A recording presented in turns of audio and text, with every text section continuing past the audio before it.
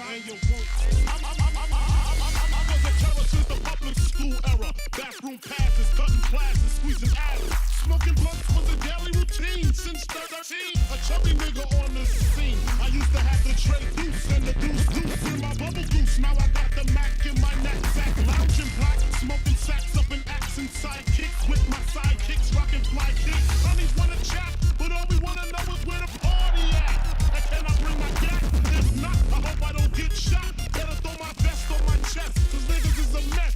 It don't take nothing but front for me to start something. Bugging and fucking at niggas like I was duck hunting.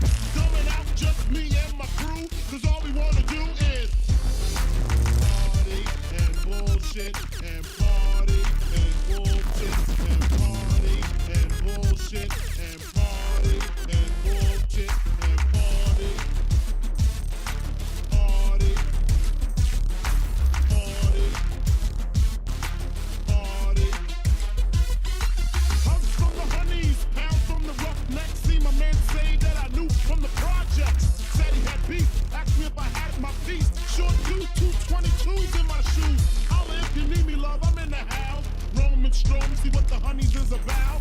Moet poppin', hope poppin', ain't no stoppin'. Big Papa, I'm a bad boy. Niggas wanna front, who got your back? Niggas wanna flex, who got the gat?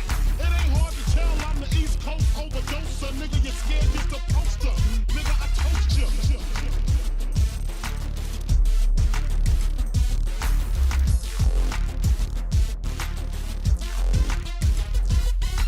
Put fear in your heart.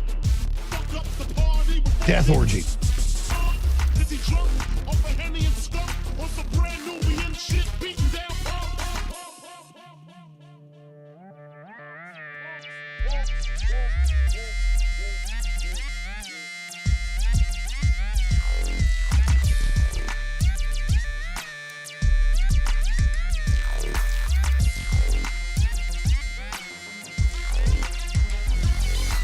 Bitches in the back looking righteous. In a tight dress, I think I might just hit her with a little Biggie 101.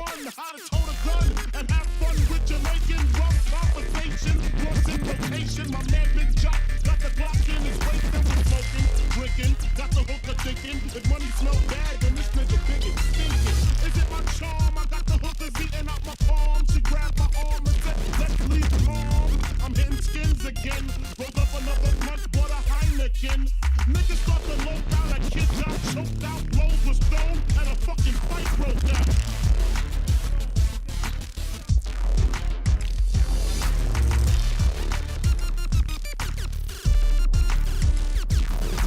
Can't we just all get along so I can put stickies on her chest like little Sean? Get a pissy drunk over Dom Perignon, and it's on. Oh, baby. It's on. It's on like Donkey Kong. Oh, my God.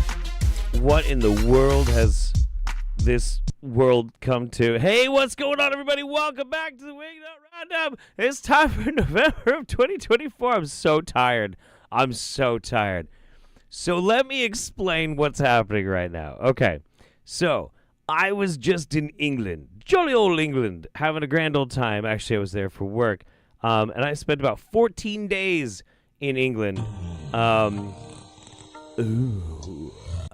A surprise, to be sure, Gadzooks. but a welcome one. Thank you very much, Darthocutus. Appreciate you, buddy. That's very, very nice of you. Yes, so I was gone for 14 days, and I just got back yesterday after traveling for 23 hours. I am really tired, and I came in, I'm like, okay, I got to do the roundup. I got to make a promo. I got to do this, got to do that. Did not make a promo. Gotta do this, gotta do that. Cannot do it. Barely able to stand. But you know what? Here's the thing. And we gotta do it today. Because I'm home for 48 hours and then I've got to leave again because I'm going to family stuff for Thanksgiving. So this is the only time, the only option right now. So it doesn't matter how absolutely like shit terrible I feel right now. We got to do it now. We got to do it now or we're not going to do it. And that is not an option. It's not a goddamn option. It's not an option at all. So here is where we are. I'm at my table. I do not have the studio set up like I wanted to, of course, but we're going to make the best of it. The cool thing is, now, as much as it might be kind of jarring because it's not the usual kind of visual format that we engage in, what's cool is I have found some amazing stuff for this month's Roundup. We're going to have a lot of fun. Also, one other bad part about me going to England, foreign germs. I've so far built up quite a immune system to most colds. I haven't gotten a cold in a long time, and I got a really gnarly cold from England. So I'm going to be drinking lots and lots of hot cocoa. I have a freshly made cup of hot cocoa here. However, this is the Roundup. So we're gonna Jeff Holiday up this fucking cocoa here real quick. You know, just let's see, a little bit. Nah, okay. Whoo, boy. So some other people have been like, well, Jeff, there's been some strange stuff going on your channel lately. What's going on with that? So me and my buddy Matt, we've decided that we're going to do nightly news this morning. Just a streaming thing that we're kind of doing for fun about 3 times a week. We workshopped it the week before I went to England. It's also why we have like different cameras set up. It's not all dialed in yet. It looks kind of weird and kind of funky. I know, it's very strange. Work in progress. Bear with us. It's going to be great. We'll have a lot of fun. But yeah, so it'll be different moving forward. But then we had to just stop for about 3 weeks because my dumb ass had to go and travel internationally and go on the other side of the world. But it was pretty fun. Pretty fun. So how's everybody feeling tonight? I hope you are doing well. Hello from Norway, 3 a.m. here. Holy shit. Oh, you're sick too? Ah, dude. Absolutely brutal. Yeah, it's crazy. Well, okay, yeah. So, sure, I've got a cold and I've jet lagged and all that sort of thing. But this is, okay, this is my mentality on this whole situation, right? This is not the ideal time to be doing like a live stream, especially the Roundup, because most people aren't used to this like time slot or anything like that. But this is the only one that I can do it, and I feel like crap. And I would really be, I would really like to not necessarily be crap when I do the Roundup, but this is the only chance I have to do it. Whereas people can watch it anytime they want. So that's kind of like the interchange, right? The Roundup is a thing that we all do together once a month. You don't have to be there when it's live. It's just, it's there for you if you want it. And so because of that obligation, which I take very serious, that's why we're here. You know what I'm saying? Oh, that's some strong hot chocolate. That is some strong hot chocolate. Hang on. Let me get another sip of that.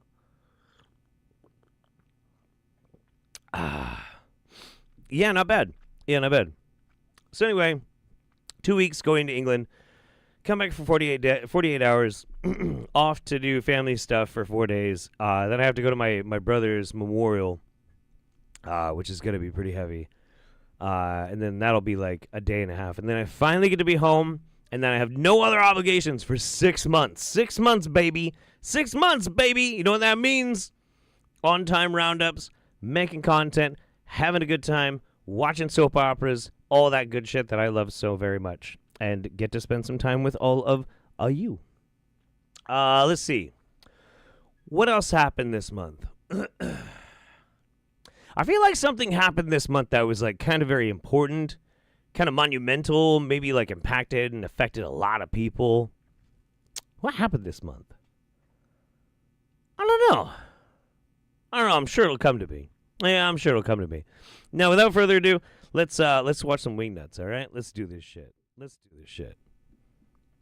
Trump won the election, and all of a sudden... Oh, yeah, shit. That's what it was. Shit. Well, shit. Anyway, this will be a fun video.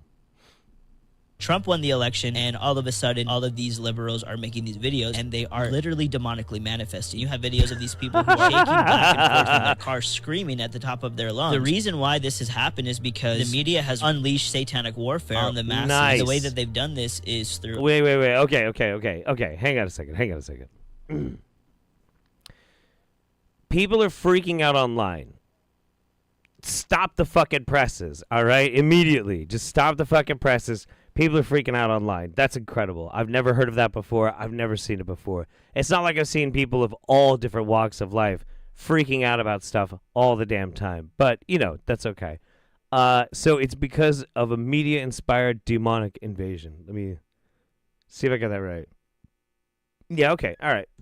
Through Operation Mockingbird. There was a video where this guy who was like an independent journalist did an interview with Anderson Cooper. He asked him about Operation Mockingbird, and Anderson Cooper goes, yeah, I studied it in college. What people don't know about Operation Mockingbird is that it was a CIA experiment where they would use certain trigger words. They would also use drugs and other psychedelics to have certain words trigger people to where they would go into a fit of demonic rage. No. What? No. That's how Operation Mockingbird. Okay. History lesson, everyone. Grab your Jameson's cocoa, all right? Kick back and listen to Papa Jeff, okay? Papa Jeff's going to give you some learning, some education, all right? Mockingbird was actually a CIA operation by which they could feed disinformation and destabilize regions by putting pressure on journalists and news media to put an agenda out there. Very, very basic, very simple. Not really something anymore. I mean, don't me wrong, it's terribly nefarious, but now we call it just the nightly news. It's like every news organization out there just does this shit, right? But back in the day with Mockingbird, the CIA really did help invent that shit. Also, interestingly enough, one of the people that they really got involved in this were specifically disgraced psychologists. And I can't remember the name of the guy, but there was this one like really, really world-renowned psychologist, and he got canceled. This is like a long time. This is 1,000,000 years ago. He got canceled because it was found out that he had a mistress. He was committing adultery, and so he was basically kicked out of academia. And then the powers that be were like, "Hey, you should come teach us how to like get into people's meat heads and spaces and teach us how to do marketing and shit." He invented modern marketing, and the CIA were like, "Okay, hold my Jameson's cocoa. We're gonna go ham on this motherfucker." And like that's how the whole thing went. Using drugs and psychological impacts, like you're speaking about a bunch of different programs, from MK Ultra to like the crazy triggering stuff from like Manchurian Candidate. They're not the same thing. They're not the same thing. If you're going to start blaming the CIA for everything, at least understand that the CIA at least did a lot of shit. Like the shotgun method, right?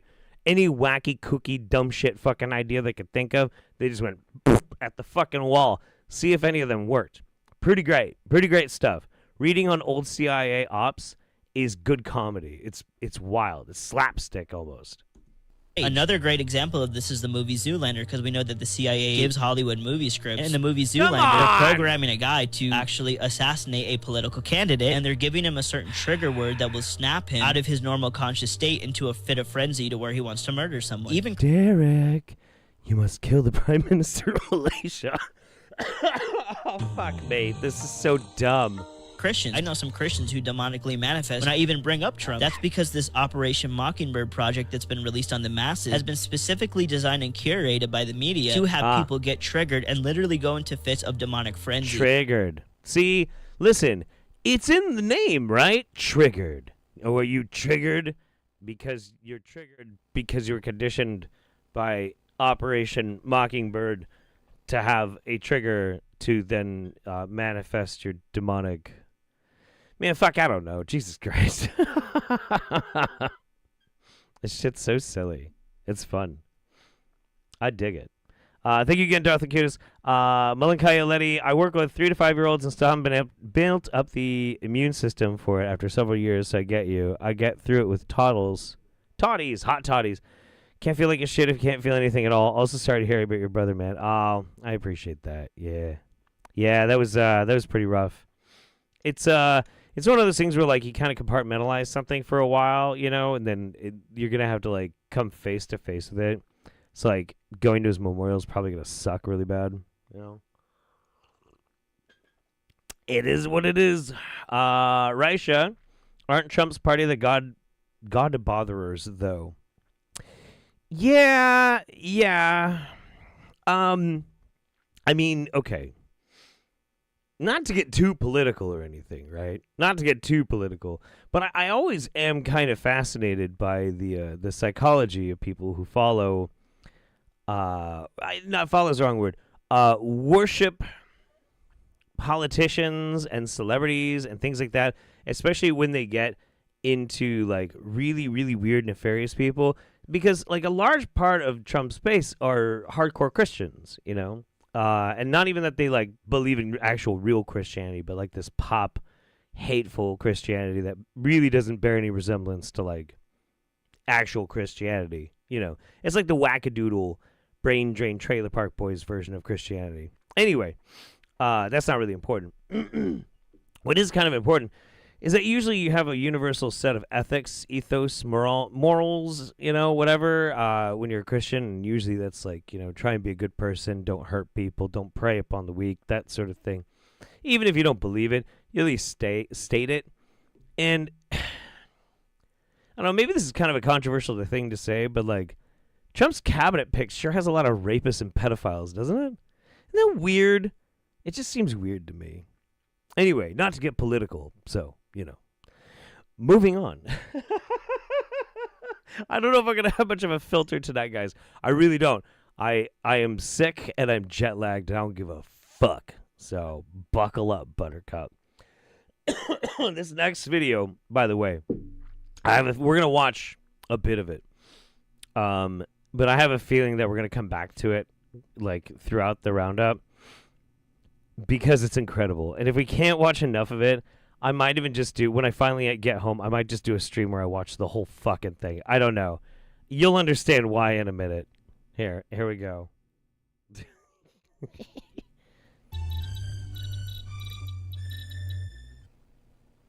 Hello. I am so sorry for all the delays. We finally got all the AV figured out. And my name is James Rink. Hi, James. Thank you all for coming on the show today. We have Jimmy Payne here, and as well as Dr. Johnny Delirious. So let's go ahead and bring out these introductions. So it is Stardate 76567.7, and I actually had to look that up. So that is the correct Stardate.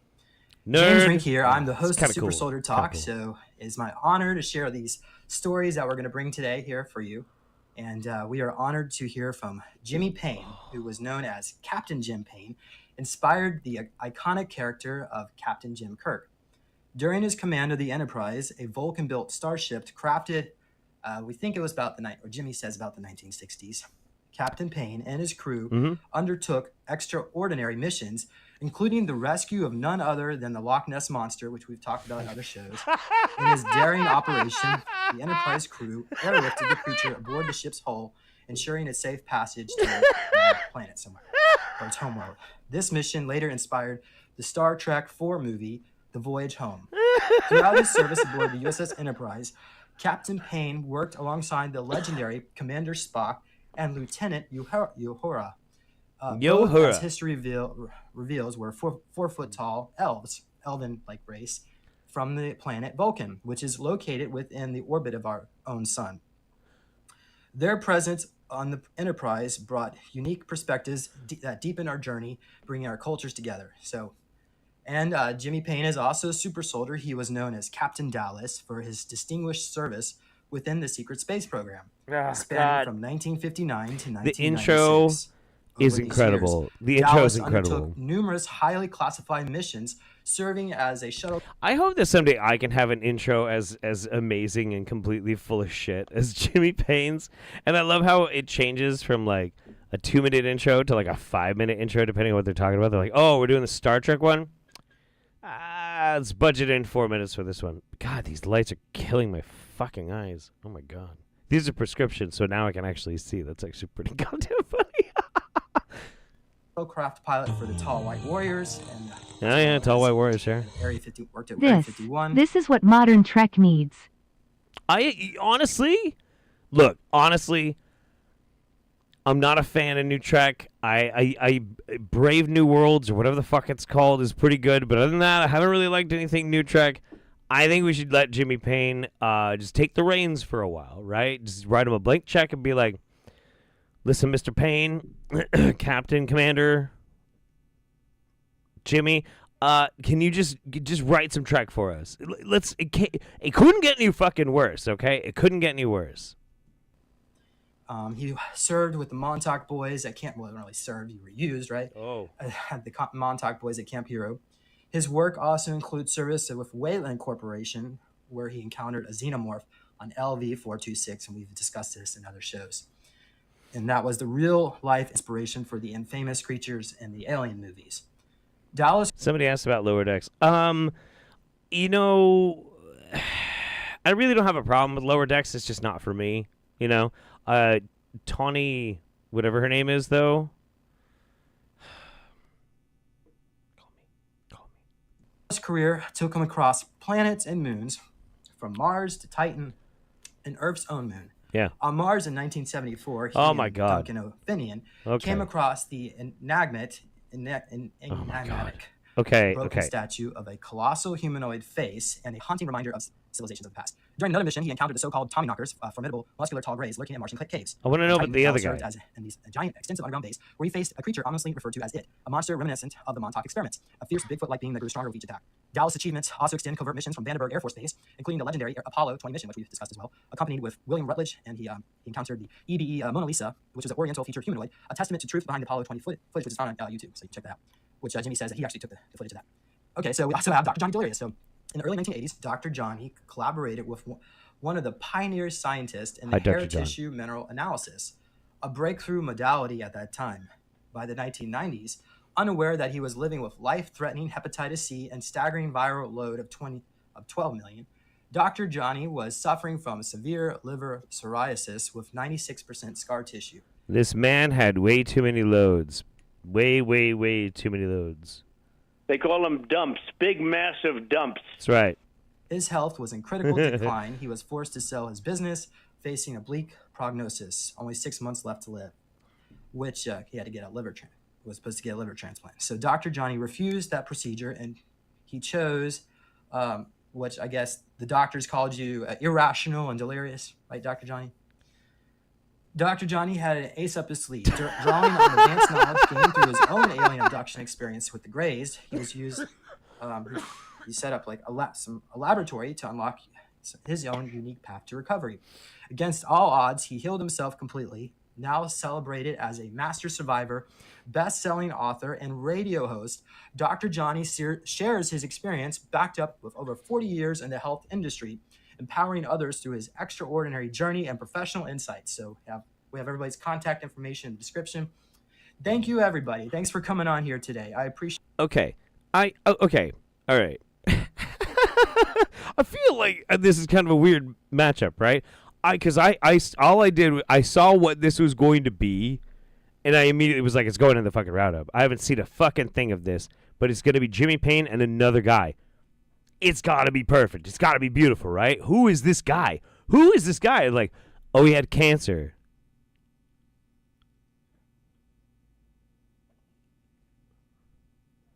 And he didn't take medicine. Oh. Well, I bet he feels a little outmatched right now, don't you think? Even though I know we have a little delay. How's everybody doing? Not everybody speak up. Why don't you unmute yourselves? I'm doing real well, James. How are you? Oh, just moving along here. Yeah, so people are aware. My dad broke his hip, and I've been busy taking care of him. So I've not been able to keep up with all the content. I've got interviews backed up over a year, one-on-one interviews. So I apologize about that, but we're going to just move forward the best I can. So, and Dr. Johnny, how are you doing? I'm impressed. That has to be the most insane version of Sci-Fi Super Smash Bros. I've ever heard of. It's good. It's really good, isn't it? I fucking love Jimmy Payne. What an absolute whirlwind of a human being. Holy shit. Thank you, Dr. Gudis. Why don't you unmute yourself there? Press the unmute button, maybe. It's, yeah, there you go. Oh, can't hear you.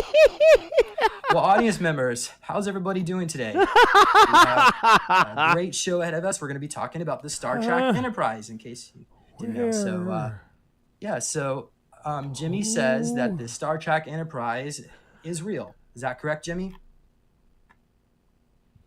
Correct. Okay. Well, tell us Yeah, a little yes. bit more about how this story begins. Well, with me, I have been in black programs for 35 plus years. I went through MK Ultra when I was 5 years old. We know. So it would I didn't meet or to these Vulcans till around when I was about 20 years old or so. Ah, okay. So this is years and years after Jimmy Payne was done being Ho Chi Minh's top assassin in Vietnam. Vietnam. But I had a lot of time prior in the Black Ops program. Sure. I think the best way to start the story off, James, is to go through a detailed of my younger life. Oh boy. And it's not who you know, it's what you know. Sure. That's how Vulcans are. But I want to start off in the year 1962. Okay, you had the Cuban embargo going on, and you had there's a lot of people that are nervous because there's nuclear weapons, Nuclear. 90 miles off the coast in Cuba. And then in 1963, Lee Harvey Oswald shot John F. Kennedy. Uh-huh. And the country went through a shock period there. So there's a To be fair, I'm gonna say I need to praise Jimmy Payne's restraint because I would have thought he would have claimed that he killed JFK. Like that's very on brand for Jimmy Payne. another thing that happened in 1963 that a lot of people are not aware of. Now, I'm going to back up to the year 1943. Okay, we're going back and forth a lot, Bubba. They were conducting a test on the Eldridge, USS Eldridge, the sea trials prior to turning over to the Navy. So the Navy wasn't in charge of the USS Eldridge. The Coast Guard would always take out surface ships, do a test run, because they had to, their duty is protect the border. So they took it out and they did the test, and the ship teleported through space. And there was some damage done on the ship. Now, what happened, the ship appeared in Montauk Sound, or right behind. You're fucking killing me, Jimmy. You're fucking killing me. It's like Jimmy ignores any question he's asked and just goes off on whatever idea pops in his head. Yeah, dude, it super does. He's like, hey, can you tell us about the Starship Enterprise? Well, when I was 5 years old, hang on, I gotta talk about 1962, but really, we gotta go back to 1948. Anyway. That story sounds vaguely familiar. Well, yeah. I mean, like, that's basis for the movie The Philadelphia Experiment. There's, like, it's a deep dive into, like, very, very old conspiracies that they like, teleported a battleship, and some claim that the battleship was, like, phased through space and time and, like, sunk into some matter and shit, and, like, all sorts of stuff. But, I mean, Anyway. Camp Hero out in the back of it. And I was put on to the craft, the ship, I mean. But during the time I was on, we were doing some more experiments. All right. We're not gonna be able to do this like I want to do it. We're gonna have to do some like fast forwarding just to see if we can get some juicy bits. Let's go 5 minutes at a time. Where are we at? It would at least take about a year and a half, 2 years before they could, get all the interviews from the men. Plus, they had to rewire. Nope. 5 minutes. He's still talking about some recruitment shit. 5 minutes, baby. 5 minutes. Let's go. And they brought me into a room that had an iron pipe to it. It went up a wall. Wow. And they had some. They tied my hands to my waist, and then took the rope and put it around my waist, and tied it to the iron pipe. Welcome to the cum zone. And, only cum inside they tied my anime hands girls. in such a way that I couldn't untie the. They were bound together. Yeah. Now the reason they did this is that when you're coming off of those drugs, they have had cases 5 minutes. where Dr. Everett Cameron had lobotomized the entire crew. Those men had ice picks stuck into their. Oh my God, Jimmy, why? Because that's how you do a lobotomy. You take an ice I know pick. that. Why are they lobotomizing them? Because Everett Cameron sat there and gave them the same type of drugs he gave me.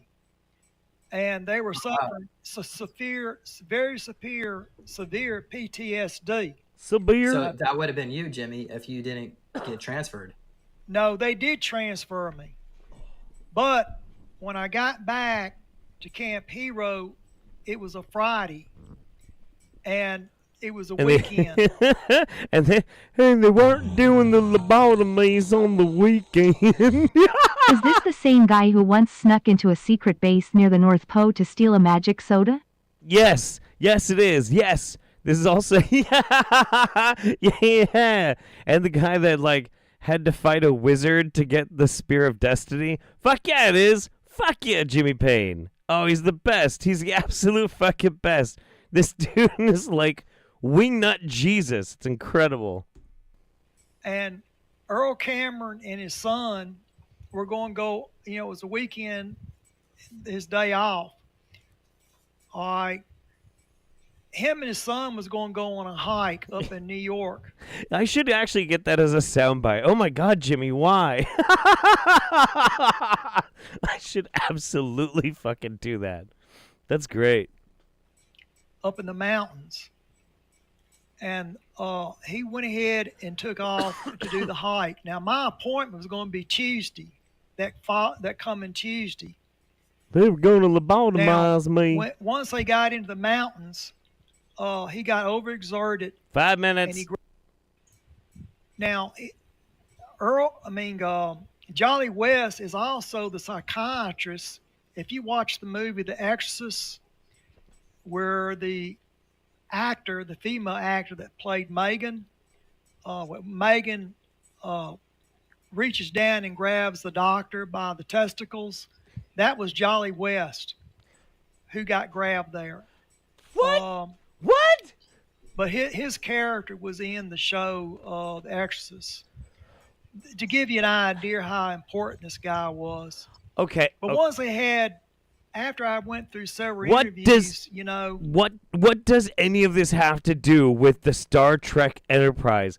I want to hear about fucking Star Trek. We're 32 minutes into this fucking video already. This poor old man in the corner is just still trying to figure out how to unmute his goddamn software. And Jimmy's talking about lobotomies and testicle crushing nurses. What the fuck is happening right now? I think that I'm going to have a very serious problem here very quickly. I feel like I'm on crazy pills. Johnny Quest got trampled. Yeah, I don't know. I want Star Trek too. All right. We're gonna find some Star Trek content in this, okay? We're going to, because this is promise. This is absolutely promise. This is why I put this in here. This is why we're here.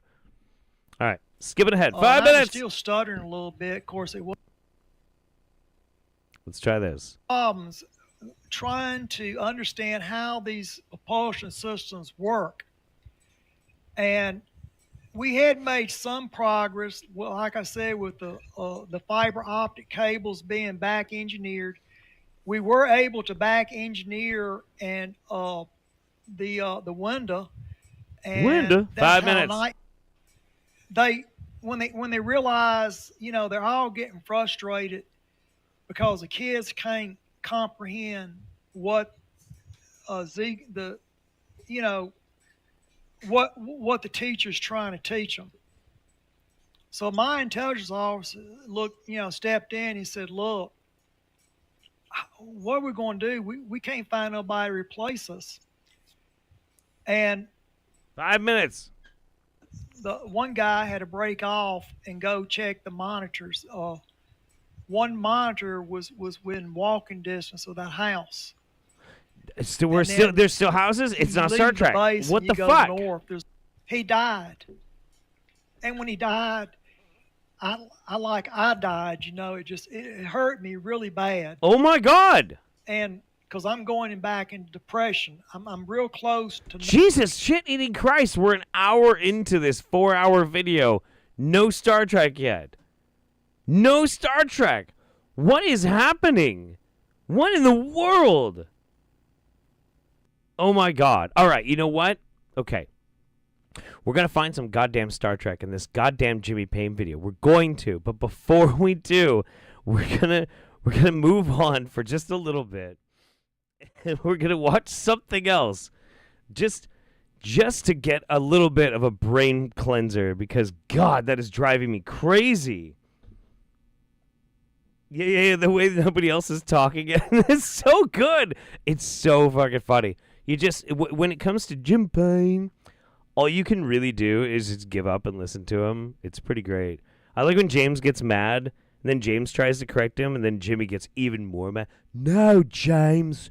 No, you're wrong, James. Shut up. So funny. Raisha, thank you again. And also said, boomers, am I right? Indeed. So funny. Oh, are you looking ahead, Christopher? Yeah. Okay. Let's get a little bit of a palate cleanser. And then we'll jump back to Jimmy Payne here in just a couple of videos, okay? I got some fun stuff we're gonna goof off with before we get back to it. Back at it like a crack at it. This is a really quick, simple one. Somebody said this to me. This is low rent mud fossil. Fucking time. I was telling you fucking scientists, you fucking paleontologists, all you fuckers, dude. You made me fuck up the first fucking dragon, dude, ever fucking slayed and excavated. Look at these are all fucking pieces of him and shit. Look at and then this motherfucker was just chilling. I don't know what the fuck he is, but this thing was a fucking $1 million in its own right, dude.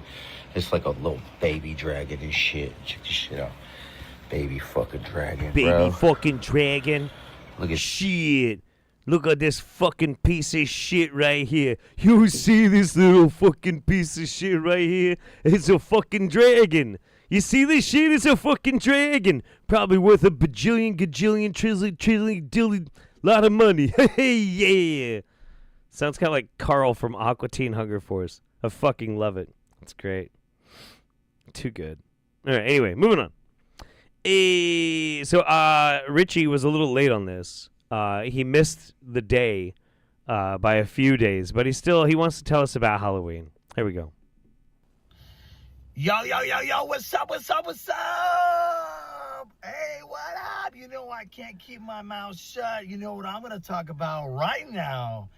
And it's the 31st, right? Oh, now that's demonic, right? Oh, my goodness. I got to say it. If you're a true believer in Christ, you shall not celebrate Halloween. No ghouls, no goblins, no witches, no warlocks. No fun allowed. No fun allowed, fucko.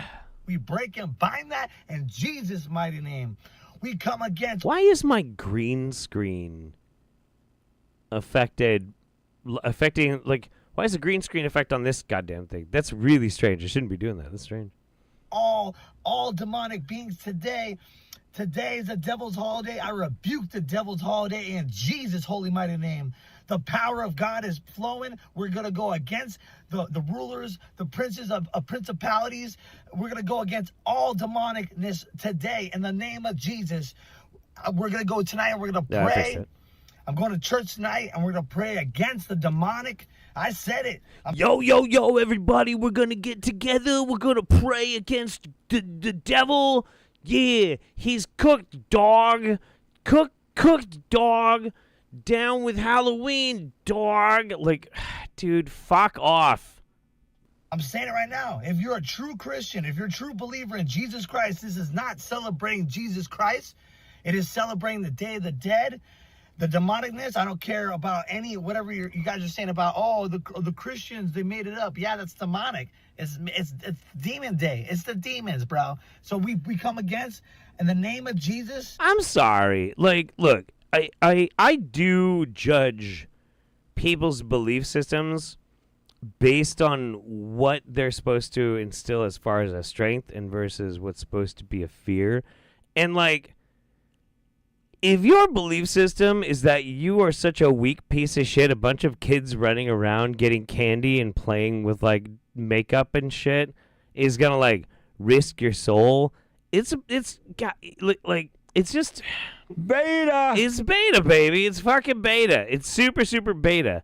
I would be more swayed with, like, it wouldn't matter if we were besieged by demons because it doesn't matter. We're super strong and, like, the best and we win, so fuck you. Like, I mean, that's lame and it's still bullshit, but, like, at least it's not weak, you know? Like, no. We have to go to church and we have to pray together to try and protect ourselves from demons. That's really dumb. That's really, really dumb. That means that, like, somebody can just do the most basic, simple, fundamental things to absolutely ruin your whole day, and you'll believe that we're actually impacting your eternal soul.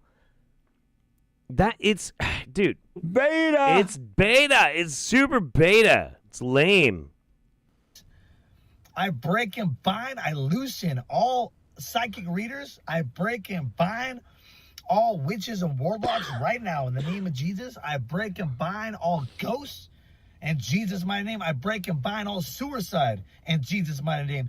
You know, it's weird. So every now and then when somebody's like an online preacher, and they don't really seem very genuine to me, I kind of have this assumption that maybe there's like an attention-seeking dipshit, you know? Like, they're just the kind of person that they'll really just do anything so people will just look at them and pay attention to them. I don't know if that really is Richie the Barber, because I don't know him. I've never met him. But it's possible. Is it possible that maybe rather than having such a strong faith, he found that by doing certain performative actions, more people look at him? He's mad because they are having fun, which isn't what good Christians do. Right. Everyone knows you aren't being righteous unless you are suffering. Right. Yeah. God, I hate being fucking sick. I mean, like, that was like that whole thing with Mother Teresa, right? People thought Mother Teresa was like this godly woman who was just like super awesome and you know, pious and all this and all that.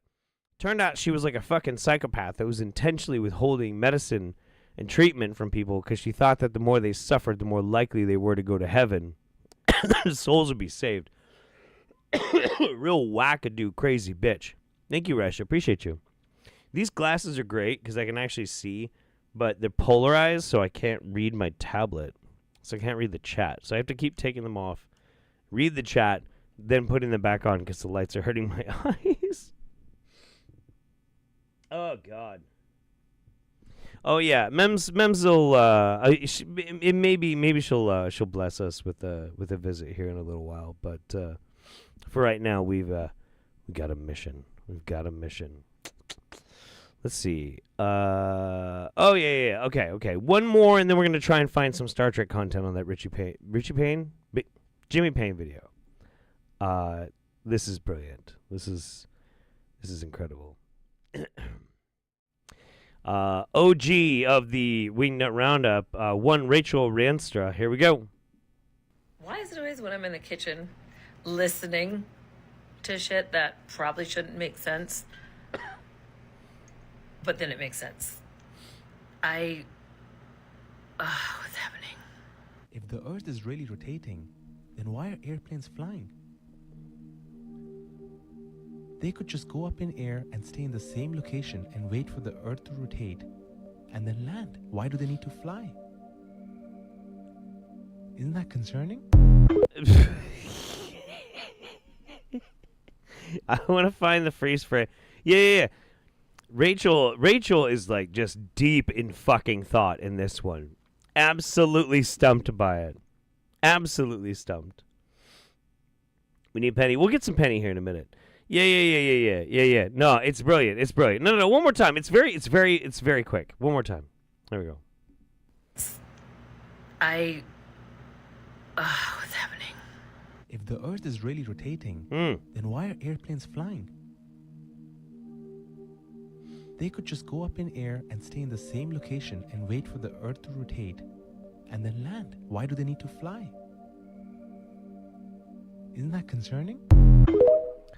So, the answer, which I really shouldn't have to debunk. I really shouldn't. I shouldn't have to, but, this is the world we fucking live in, and, it is what it is. Very simple. Very, very simple. Relative motion.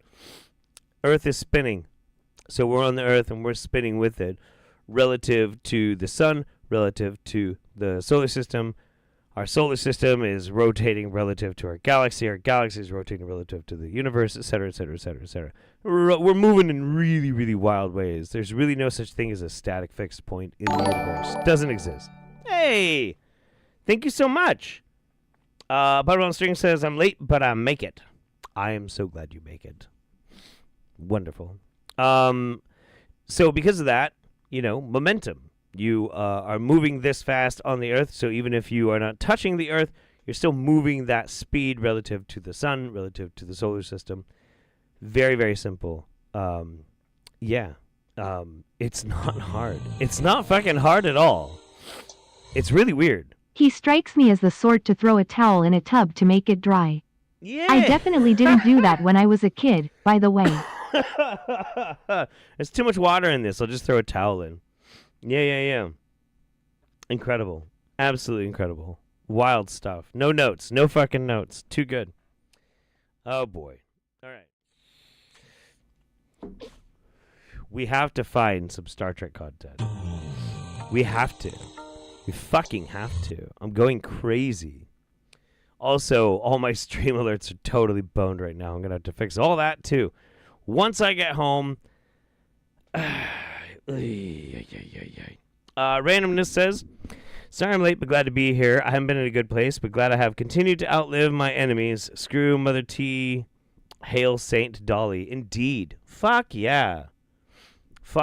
Absolutely. I think your existence is pretty fucking amazing. Glad you're still here. All right, let's find the track. We're gonna find the track. We have to. This is key. This is why we're here. Okay.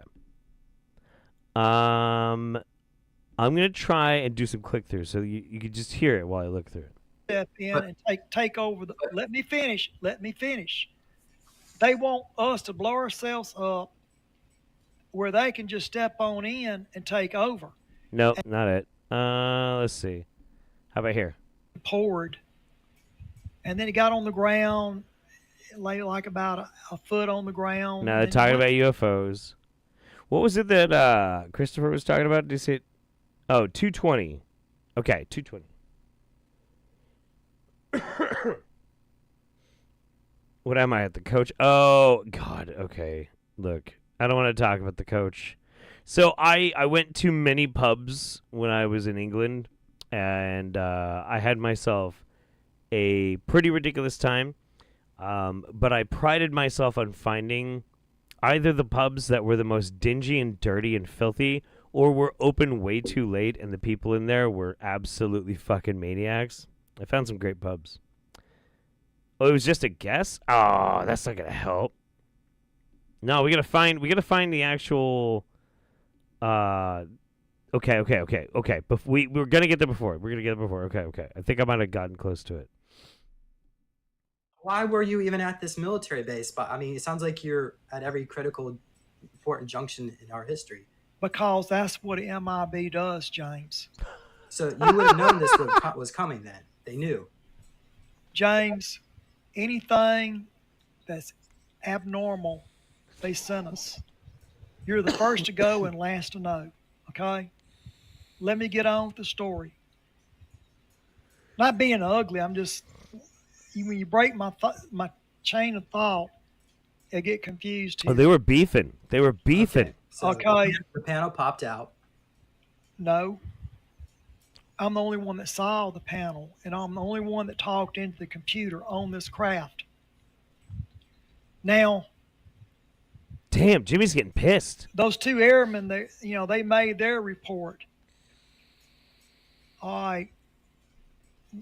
The craft, when they got through, the craft went up in the air and left. Okay. We came out, we talked to the colonel for a few minutes, and we're no longer needed. He's going to make his report up. So we head back to Area 51. Now, they investigated over in England. They said, well, we have a UFO, and it's at a nuclear base, and people got worried. They said, what's a UFO doing at an American base with nuclear weapons? Right. And why won't the Americans tell us what happened? So we've never colonel, been big Holt, on full disclosure. He was ordered not to talk to anybody. Right. But he only had part of the report. He didn't have my report. He had his report. All right, let's give it a head Go just a out, second. release the balloons, what have you. The very first time I saw Vulcan, there was 5 females. Let's go! And they had just gotten off of the craft. Yeah! And they were walking. And they got, about a football length from me. And they stopped. And they're talking. They're looking over at me. And I can't leave my post, unless it's something, an emergency. So I want to be by my radio. I mean, 5 hot Vulcan babes start walking up to you. That's kind of an emergency. That's a 5-alarm boner fire. You know what I'm saying? No. And so he talked for maybe about 20 minutes or more. And 4 of them stood there while the younger one, the oldest one, was in the front. And he had 3 more of them, grown ones, behind her. And he had the young one. I'd say she was about, I think she was about 16. 16? She was the one that walked over while the other one just stood there and stared from a distance. And she walked up to me and she said, look, we're new and we're looking for the processing center. Can you show me where it's at? I said, sure. So I pointed. She wasn't that far, but she couldn't see it. Because I'm out in kind of a remote area out there. Right. You'll see me before you see the main buildings. Late at night, Jimmy Payne, random Vulcan lass, her twirling her pigtails. Can you tell me where to get to the processing center? Sure, no problem. You just walk down that ways. So I told her which way to go. I pointed. I said, just keep walking. You'll get to it within about 30 minutes or so. Just keep walking this area here. And she thanked me, They left. Now, that was the first time I saw them. Now, a few days later, sure enough, the men showed up. One of our guys, Remember, he was playing with my gun mug and just like Charlie's Angeling all over the studio like this. So I started doing it too, and she was like, bam, like that. There's just a little bit of the cocoa left in it, and it went boop. It went everywhere. You have to clean it up. We've got dogs. Oh, wait, no, it's chocolate. Never mind. Yeah, no, it's chocolate. And whiskey? Whiskey's good for dogs. It was okay for Stella, but that's... Oh, okay. All right. It's good for dogs. It's good for dogs. It's good for me, too. Anyway. Drove up, and they get out with the Vulcans. And they walked in, and he said, they're here. And he said, go ahead and show them what you do. So he stepped back out. And of course, I showed them everything I was doing. You know, they were very interested in Earth weather. And I was showing them everything, you know, that I could. I showed them some of my puppetry of the penis. They were really amused by the hamburger and the beating heart. That's a deep cut. I don't know if anybody in the chat has even heard of puppetry of the penis. But if you have, and you know, then you know. The reports, the wind patterns, all that, temperature, all that. All that. And they left after a while. Now, at first, I never saw Spock. Spock wasn't the one. I'm just imagining some big dramatic scene of Vulcans revealing themselves to us for the first time. Yeah. Then one of them opens their mouth and they have Jimmy's trailer park accent.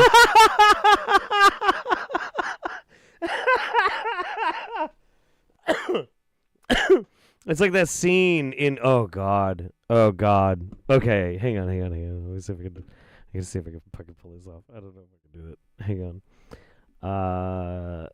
It was in track first contact Vulcan scene. Yeah. Okay, hang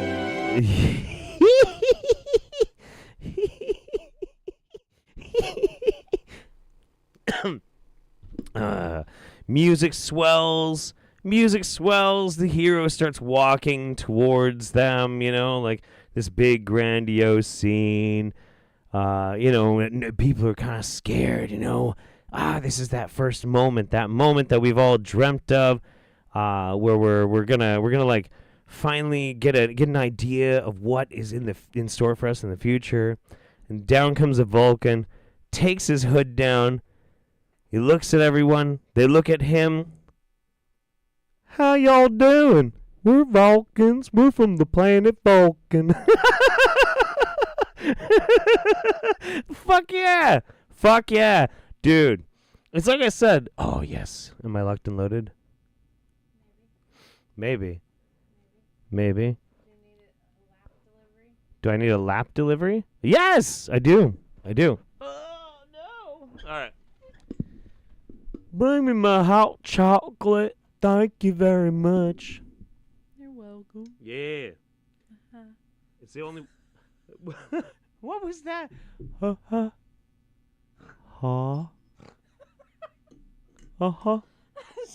Y'all needed some hot cocoa? How many scoops you give me?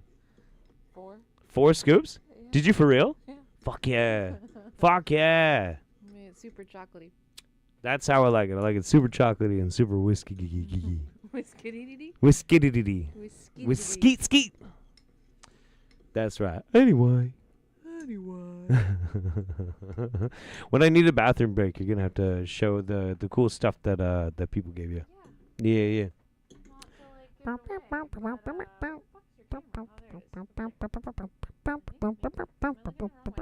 That's right there.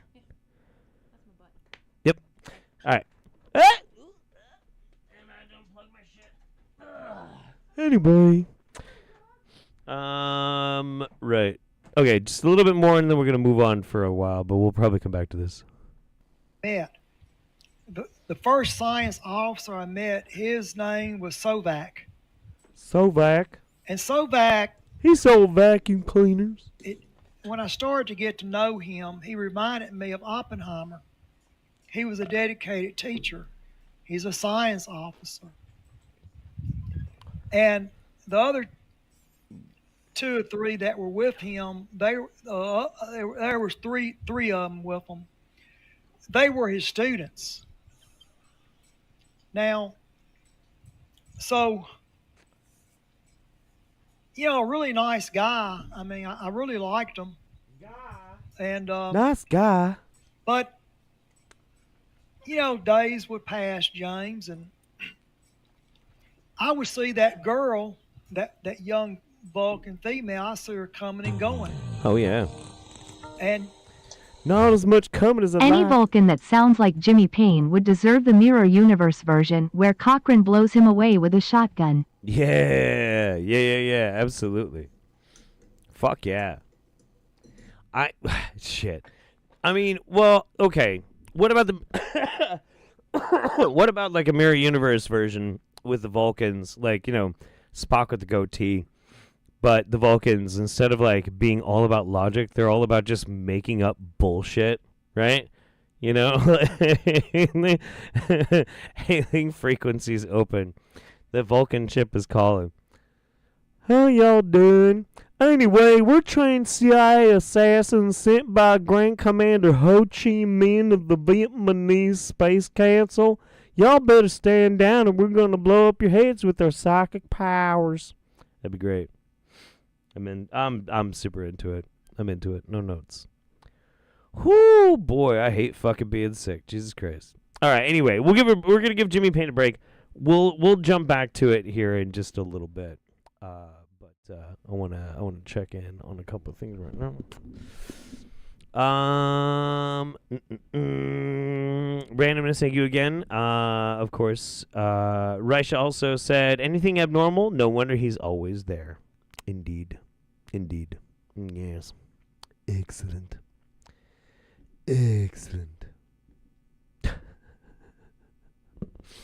All right. Let's get into some, I guess, conspiracy? I guess so. I hate this dude, but he's very entertaining.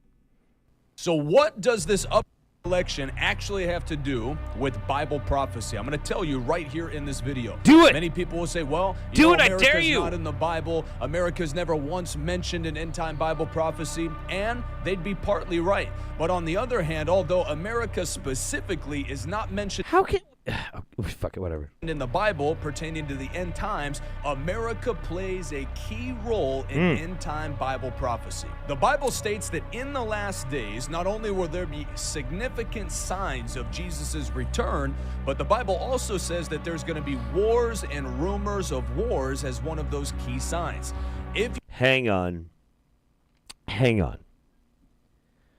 Wars and rumors of wars. Okay. You pay attention to what is happening in the Middle East right now. There are wars happening that have been going on for years and years, and it is heating up in the Middle East. Not only are these wars... One could say that there have been wars going on in the Middle East, kind of basically around the same fucking idea for, like, thousands of years? Like... And if it's like, in the Bible, there are wars and rumors of wars. That's like everywhere at every time in all of history, you dipshit. Wars happening, these wars have to do with the exact locations that the Bible discussed. The Bible said that there would be 2 figurative nations that would come against Israel in the last days. A bear from the north, as well as a dragon in these last days that would team up and they would come against Israel. I might be wrong, but I'm pretty sure nowhere in, like, Revelation, I think he's quoting Revelation, although there's other, like, revelatory prophecies of the Bible. I don't think there's a bear. Pretty sure there's not a bear. I could look it up, but I really don't care because this is stupid as fuck. Well, it does not take a rocket scientist to identify that this bear that the Bible is talking about from the north is coined from Russia. Russia is actually directly north of Jerusalem, directly north of the nation of Israel. Russia is directly north over all of Southeast Asia most of Africa and a good chunk of Europe. And all of India. It's north of a lot of things. Russia's really big. And they have just partnered with China. Not only have they partnered with China, they've also partnered with North Korea. Now, Russia and North Korea are both invading Ukraine at high levels. But that's not the crazy part. The Bible also says that Persia will arise and attempt to come against Israel again in the last days. Well, Persia is modern-day Iran. Iran has been launching missiles at Israel for weeks and weeks and weeks now. Years, dude. Years. This is like low-rent Paul Begley kind of shit. This is so irritating. Everything that the Bible says pertaining to end-time Bible prophecy and all of the nations that will rise up against Israel in the last days is happening right now in front of your eyes. Wow. All right, so we know all of this is true. We know that in Matthew 24, Jesus gave specific signs of the end times. We are in all of those signs right now. We also know that Jesus said in Matthew chapter 25 that only 50% of the virgins that call on the bridegroom are actually going to go with him when he comes again. So what do you need to know about when he what?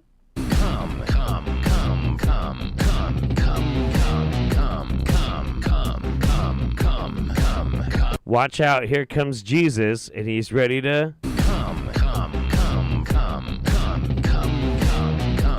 You know that Jesus, he's, just strolling down the street, looks over, there's all them virgin brides, and he's like, what's up, baby, I'm ready to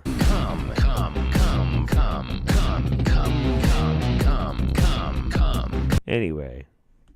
America and the election in these last days. And more like Americum, right? Fuck.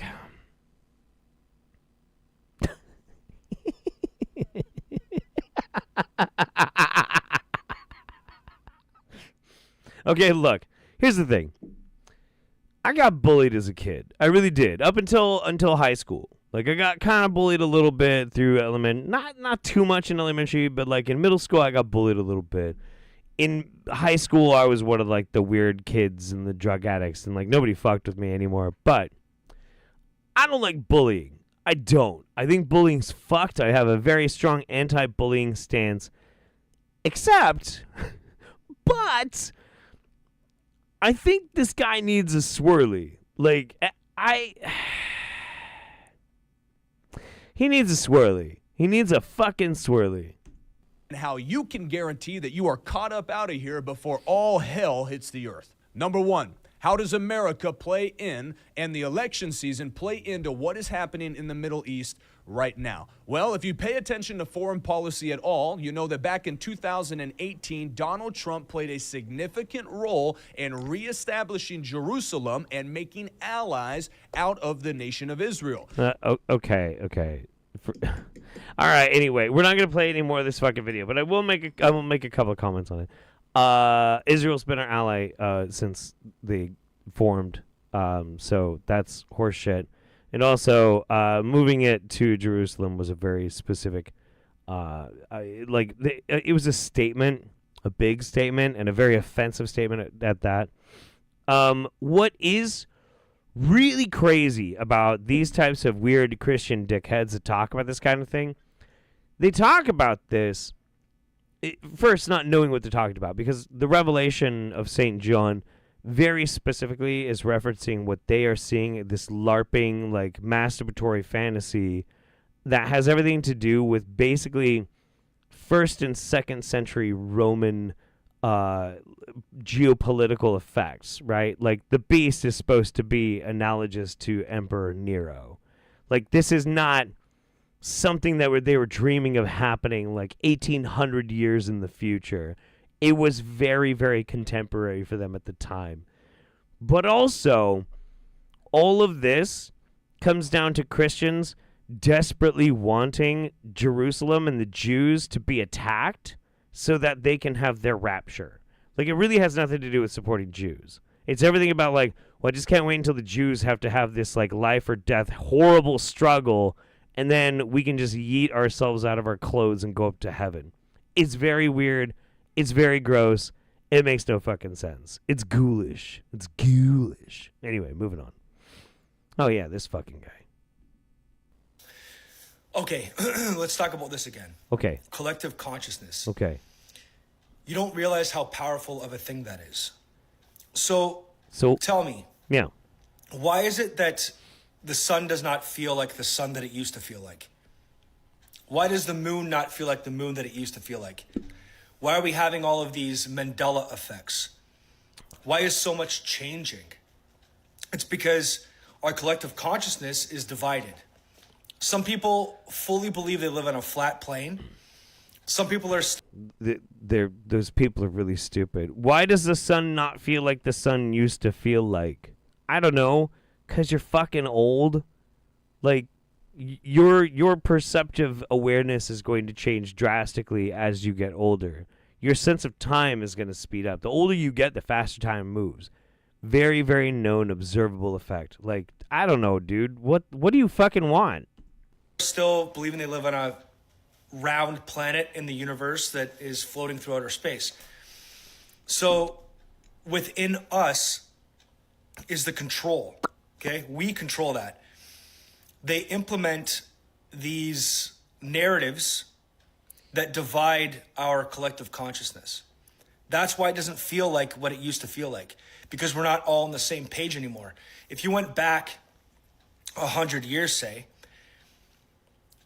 no one would ever question that, right? Yeah, that's the sun. That's the moon. Uh-huh. Now it all feels off. Everything feels off. No, it doesn't. No, it doesn't. Mario, no, it doesn't. What the fuck? Mario? Like, okay. This is... Mario has the worst case of main character syndrome I think I've ever seen in my fucking life. Look, buddy, I get it. You're a very, very important fucking snowflake. And, like, you get these big, big dreams, these big fucking ideas because, I don't know, your brain is a vacuous, hollow sponge skull that can just soak in all this dipshit, conspiracy-minded, Facebook AI-driven dog shit. I fucking get it, all right? I fucking get it.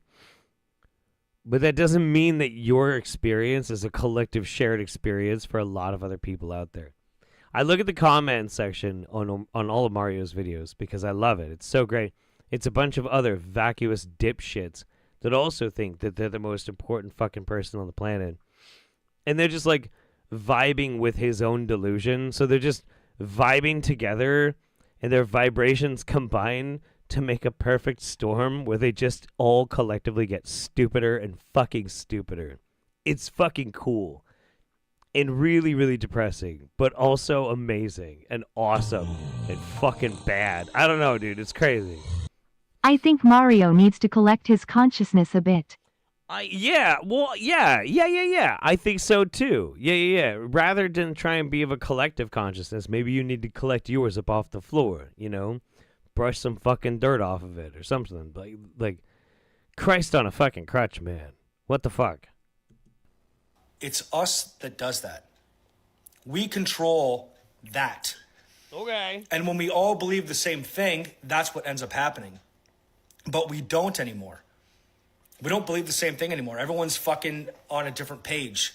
Yeah. And the more they do that to us, the more division there is, the more fucked up everything is. We're bouncing around through timelines and dimensions and fucking... We don't have a base anymore. We're so tossed around. It's like, I don't know. I guess whatever. And then everything just becomes fake. Nothing's real. Nothing is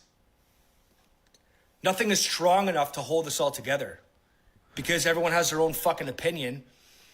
And no one wants to reason with anybody else. Okay, I'm going to say something vaguely kind of controversial. And not really controversial, but it might seem kind of offensive. And I don't want it to come across as offensive. Mario, you're too bored. You're too fucking bored. I don't know if you have a job. Maybe you do. I don't know. All I know about you is you're fucking Canadian. But you sound like you don't have a job. If you do have a job, your job is extremely not mentally stimulating. You don't have enough fucking going on. You need to find some shit that's going on and start having that shit going on in your life. Because the only people that end up thinking about this kind of shit are people that have way too much fucking free time and tend to think that they're the most important person on the planet and don't bother to look into it any deeper than the surface level, so they start believing the dumbest things because it's convenient. Get a better job or something. I don't know. This is terrible.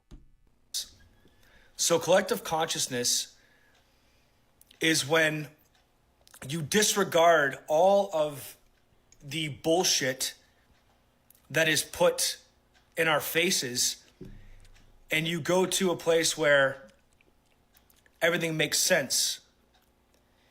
They're stopping humanity from reaching 5D, okay? So in 5D, all these things exist just like when we grew up and we were looking up at the stars and the stars were real, okay? That's being taken away. You can't even perceive it unless you know that it's there. And if you don't know it's there, then you can't live in that reality. That is the point that I try to get across to people, and no one gets it.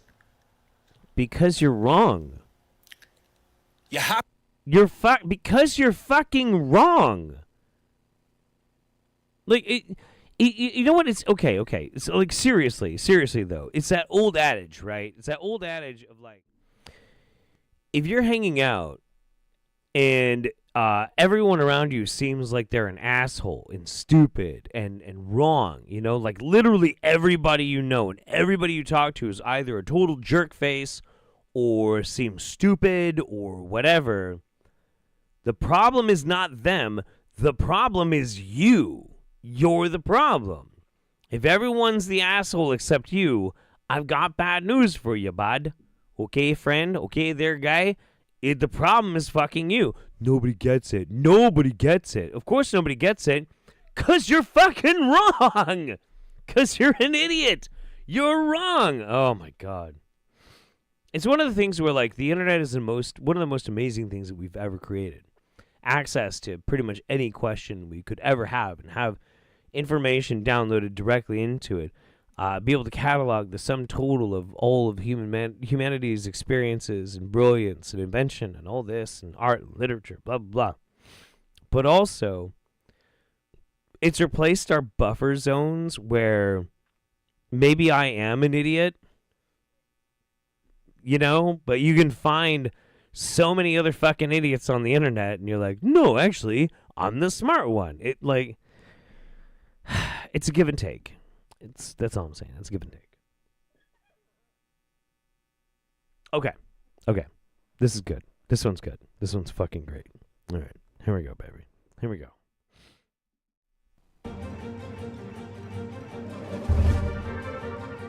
American Airlines Flight 77 was said to have crashed into the Pentagon on September 11, 2001. Yeah, baby, yeah! Let's go! 9/11 conspiracies, Far Side edition. Bam, motherfucker! Now, for years after the 9/11 events, emotions were so wound up everywhere that it was impossible to have a public and open discussion of the totality of the events. There are tremendous unanswered controversies regarding those attacks, and if you have not yet seen Farsight's full project on the 9/11 events, you really should watch it. But today, we are going to focus on American Airlines Flight 77, the plane that is claimed to have crashed into the Pentagon. Dun, dun, dun. Now, here are some of the troubles that exist with the official story regarding that flight. Now remember, I am not arguing for or against these troubles or anomalies. I am just saying that there are serious people who have weighed in on these things. I'm just asking questions. Look, many people say that it was a plane. You know, all the people that had family members that died on the plane. All of the people that researched what happened to the plane. All the people that were there and eyewitnesses seeing the plane. But I'm just asking questions. You know, I wasn't there, obviously, but I'm just asking questions. And they're valid because I'm asking them. Okay. Now, to begin, if American Airlines Flight 77 actually did crash into the Pentagon on that fateful day, then how could it actually have happened? A jumbo jet simply cannot fly the way they claim it flew on that day. flying at treetop level as it approached the Pentagon at hundreds of miles an hour and then immediately dropping to just a few feet above the ground level once it arrived over the grounds of the Pentagon. Courtney, I have terrible news for you. It crashed. It crashed, Courtney. It's not like the dude flying it performed this amazing low-level maneuver and then pulled out of it or something. It fucking crashed, dude. It crashed. You can't... This amazing bit of flying. You can't say it was amazing bits of flying when it fucking crashed, bro. It fucking crashed. What do you fucking want? What are you doing? What? It's impossible that they could crash so good. Fucking what? A jumbo jet is lumbering. Not even a Top Gun fighter pilot could have maneuvered a jumbo jet to do what the official story says it did. I sound very drunk or very tired. I am not drunk. I am extremely fucking tired. I am exhausted, bro. I am being fueled purely by my spite and irritation with Wingnuts right now. I'm so pooped, but the roundup must go on. If I'm still up, you're still up. We're still making this shit happen. We're doing it, baby. We're fucking doing it. Let's go. And even if the jet could do such a maneuver, how could terrorists with a minimum of flight training have done that? And then there is the crash itself. Okay, well, actually, first of all, they didn't have a minimum of flight training. Actually, the hijackers had a pretty extensive simulator training. Yeah, some of them were pilots beforehand and knew what they were doing. Are you a pilot, Courtney? Do you know how to fly a plane, Courtney? Or are you just asking fucking questions? I don't know. Fuck. The hole in the Pentagon was too small for a jumbo jet. And regarding the wreckage, there were no wings in the wreckage. And to my knowledge, jumbo jets all have wings. And remember that the aluminum that is used in the construction of aircraft is not the same as that used to make soda cans. Aircraft-grade aluminum is incredibly hard and strong, and it would survive a crash. The wings would not vaporize in any crash. That is not possible with aircraft-grade aluminum. Okay. I have a few things I don't want to say about this, all right? We're gonna delve too much into it because look, do we need to? But I will say, and I am still working on a certain person's 9/11 videos. I am still planning to release those and work on that series, but just life has been crazy. Very important stuff. Number one, much like how a car has crumple zones, right? Like, we understand cars have crumple zones, which means that the parts of the car will absorb impact and crumple in to take away a lot of that impact and kinetic force so that the people inside the car don't turn into fucking chunky salsa the moment they hit. Also why the Cybertruck is a terrible, terrible fucking idea because it has no crumple zones. Planes are designed that in a collision, the wings will fucking shear off. The reason for that is very simple. That's where all the fuel is. Like, airplanes are designed that they keep the fuel in the wings. So if you're going to crash, it's good if the wings come off so that you don't have big balls of fire. It's designed that way. The engines and the fuel go pew! That's how they're designed, baby. Been that way for a long time. The other thing is, obviously I wasn't there on 9/11, but I do know someone who was. My father worked, he was in the Air Force, he worked at the Pentagon during 9/11. His office was under renovation at the time. When it happened, he ran out there, a bunch of people ran out there. You know what my dad fucking saw? A fucking plane! A plane. Saw a fucking plane. It's not deep. It's not crazy. It doesn't need to be some like grand motherfucking conspiracy. This shit's so fucking irritating to me. It's so irritating. It's such an easy fucking thing. Like, well, what happened? Somebody flew a fucking plane into the building. Well, but what if it was... No! Somebody flew a fucking plane into the fucking building, dude. Just shut the fuck up. Somebody flew a plane. Jay, thank you very much. Appreciate that again, buddy. Templar Warden says, pretty sure I could hop on Microsoft Flight Simulator and crash immediately with no practice. Yes. Yes, you probably could.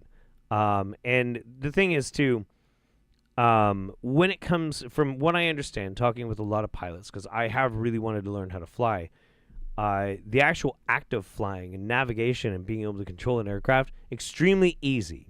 Once you understand the fundamentals, very, very easy. The real trick is, well, it's kind of like a motorcycle, getting started and stopping. Like anything that's going to be slower maneuvers. Landing is harder, taking off is harder, everything in between, pretty simple. If you don't have to land because you're just fucking crashing, it's not that hard. Screwbucket says, totally missed the stream was happening tonight. Yeah, I didn't get to announce it ahead of time. I'm just extremely pooped, but it's what we like. We're dealing with what we got. Keep fighting, Jeff. We're all counting on you. This may or not be airplane movie reference, but I mean it. I hope your Thanksgiving is as giving as Passions ignores past supernatural events. Indeed.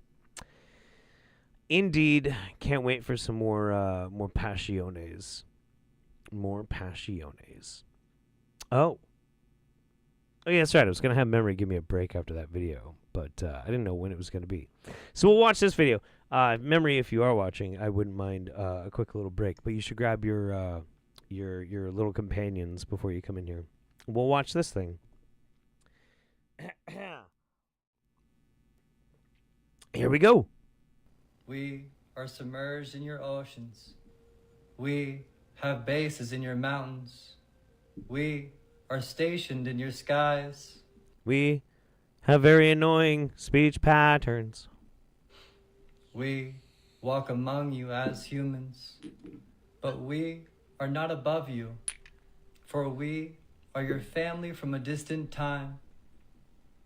Some of us do look like you. Some of us do not. For what we look like does not separate our connection to you. You know what I like about this guy? Not a lot. His wife's pretty. There's that, I suppose. But then again, like, the only redeeming thing about me is my wife's pretty, so I guess we kind of have that in common. Hey, all right. No, I love this guy because, like, if you kind of pay attention to his journey on TikTok, he and his wife are life coaches, and they like announce that they're life coaches like it's something really super special. Like, wow, we're life coaches, and you're supposed to be like, wow, really? Like, but we're homeless and we've been living in Airbnbs for 10 months. You're like,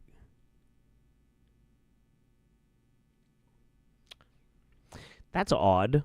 Not doing good in the life coach business. Maybe, I don't know, do something else. And then I guess there's like this whole like military thing.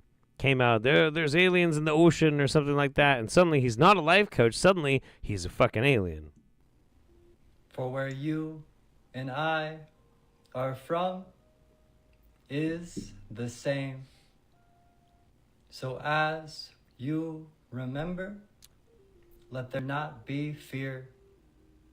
For we know the trauma you've been through, and we see how they want you to view us. God, fuck you. I fucking hate you so much. I hate this guy. He's terrible. He's absolutely terrible. God, I want to find some more shit on that Jimmy Payne. Oh, but what we have next is so fucking funny. Oh my god. Oh my god. Oh my god. I keep forgetting like how many awesome fucking things I found for this roundup this month. Like, holy shit. Holy funny shit. Absolutely incredible. Hey, what? It's been a mad weekend hanging out with you and the crew. Aww. Thanks for putting up with our weird asses. Love you and Mems. Hope you enjoy sharing our crabs. Yes, we will be sharing the crabs. Absolutely, it was my absolute pleasure. Here she comes. We need to borrow about tree fitty. We need to borrow about tree fitty. Yeah, they'll be right here. On this thing, right here. Oh, they can't see the. Yeah. I'm gonna move over and you can hold them up for the camera here in a second. Here, let me read this one real quick. Screwbucket says, oh no, I already read that one. So yeah, it was really cool. When I was in England, I got to finally meet in real life Urdania, Cats and Lady, Red Royals, Griffin Doggo, and 13, and all amazing, lovely, sweet people. We had a great time. 4 out of 5 actually booked rooms in Birmingham to be able to hang out with me for a few days at a time. Just absolutely amazing, incredible, sweet people, and I will take those memories with me for a long time. Is it time for my break? I should hope you take the memories with you. I will take a memory with me for a long time. Yep. Yes. All right, I'll be right back. Here's Mems. Yes, I have to show the coat. Ah! Yep. You did that. Yep. That's all you. Yep. Yep. Coot, come here. Hello.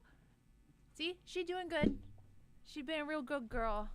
This is everyone. This is Coat, and obviously Penny. I am puppy sitting. Oh my gosh, yes, and that's chocolate on the thing. Pen, you don't need that. Coat, come here. Come here, Coat. Come here. Oh my god. Yes. To say it is. I'm really tired. Stop. Okay, but I have crabs. I've been gifted crabs, and I really like how the legs hang like a dead crab's legs hang. It's kind of amazing. This is so... I gotta find a way to mount it on the back of my motorcycle so it can be one of my backpacks. So now I've got Dumbo, and I have a fox, and I have a little witchy crow that Sherry gave me, and now I have crab. But that's not the only crab. We also have crab with a bow and the cute welling up adorable eyes, which I love. She is super cute. And what's this? We have another crab. But there's something in this crab's mouth. There's a bunch of stuff in this mouth. Ha! Oh, well now it's flat crab. Flat crab. I'm not going to read all of the notes because I already read them. But I am going to give a shout out to everybody that wrote a note. So, shout out to Urdania. And it's going to take me... Oh, god damn it. I have to, fold these back up so they'll fit inside my crab. Yes. Because you got to go back inside the crab. Because I don't want to lose you. Special little happy notes. Made my whole day. I love them. I love the crabs, and I love these notes. Also, shout out to Griffin Doggo, who frequently comments a crab on all of my posts and makes me very happy.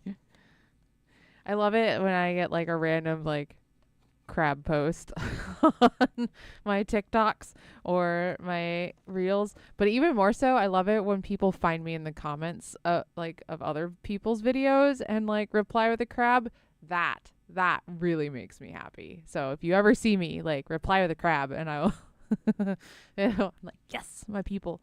Also, shout out to Red Royals, and I know Cats and Lady is one of them, and I'm having a brain fart as to the other. You're my crabbin' lady now. Yes, I am. Who's the last one? I'm having a brain fart. 13. Thank you guys. I love them. I love my Coat. We don't need any of your back sass. Coat has become very attached to me, Annika. I don't know if you get your dog back. no, you get your dog back. She'll be very happy to see mom. But she has definitely become very attached to me and very protective of me and growls at Jeff. Yeah, she does. Even though I'm petting her right now. I'm literally petting the dog right now, but she's going to growl at me like anything. So, like, Penny's been cuddling with Jeff at night, and, last night was, like, your first night home. But Coat's been cuddling with me. Before Jeff got home, I had Coat on this side and Penny on this side. And it was like, yes, who's a good girl. It was like a big old blanket of doggies. Dog blanket. Yes, she's such a good girl. No, you can't have that. That's chocolate. No. No chocolate. No chocolate. Anyways, I love my crabs. I love my crab people. Oh, yes, and I love dogs. Hello. Dogs. Hello. Oh, yes, I know. Okay. All right. It's getting weird. Is it? I don't know. Kind of. Is it weird? I don't know. Okay. I'll give it back. All right. Everybody get down. Good job. Ladies, out under there. Thank you for my crabs. I love them very, very, very much. You just kissed where the dog kissed. Yes. Yes. Yes. Yes, please. Thank you. Memory holiday, everybody. Thank you very much. Bye, baby. Bye. Mwah. Oh, Huh? you can't have him. Oh, sorry. Let's see. Screwbucket says, my sister is visiting tomorrow for Thanksgiving. I am thankful for your stupid but fun streams. I'm terrified to remind my sister what my ADHD riddled apartment looks like. Wish me luck in distracting her with Whole Foods ingredients. PogChamp. Indeed, my little Poggerino. Good stuff. Good fucking stuff. Good fucking stuff. You know what I'm saying? All right. Let's give this another shot. Yeah? Let's give this another shot. Let's do this. Let's do this shit. And everything. And I eventually, after about 10 minutes, well, probably not that long, about 4 or 5 minutes, you know, he blows the water out, and he had a lot of water up in his sinus area. And by that time, you know, the military's called, and they're getting an ambulance back, getting a Jeep or ambulance back there to get him to the hospital. Okay. And, but what had happened, all those Vulcans that were back there, they had never seen anything like it. Uh-huh. That I risked my life to grab this guy, you know, grab this kid. Now, I'm not sure how I actually got picked, but this is in the back of my head. Going back to those 5 female Vulcans, the eldest one in front, that was Spock's mother. And you know, your mother knows you more than... Spock's mother was a human, Bubba. Spock's mother was a human. How do you not know that? That's like one of the most defining factors of like Spock as a character is that he's half Vulcan. And are we retconning that? And like he's just 100% space elf now or something? Like what the fuck, man? Come on. Everybody knows that. Anybody. And I impressed her. I believe I impressed her when I did that I would risk my life to save another. Oh. So, you know, she wanted to make sure nothing would happen to her son. But anyway, getting back to Sovak. Normal for male Vulcans to not help other people? You know, when you're a time traveler, James, you're not supposed to interfere with the other timeline. Oh, right. You know, we've already went through that. You're not to interfere. All right.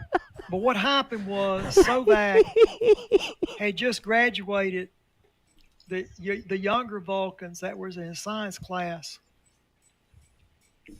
And I was more closer to him than I was Spock at the beginning. That was the first time I saw Spock. Spock. So what happened was this young Vulcan female that I was romping, she looked at me different after that, and she said, you know, we have a mission coming up, and she said that guy that the other Vulcan that you ran past, that guy on the dock, I'm his niece. Other words, I didn't know it. I'm screwing Spock's niece.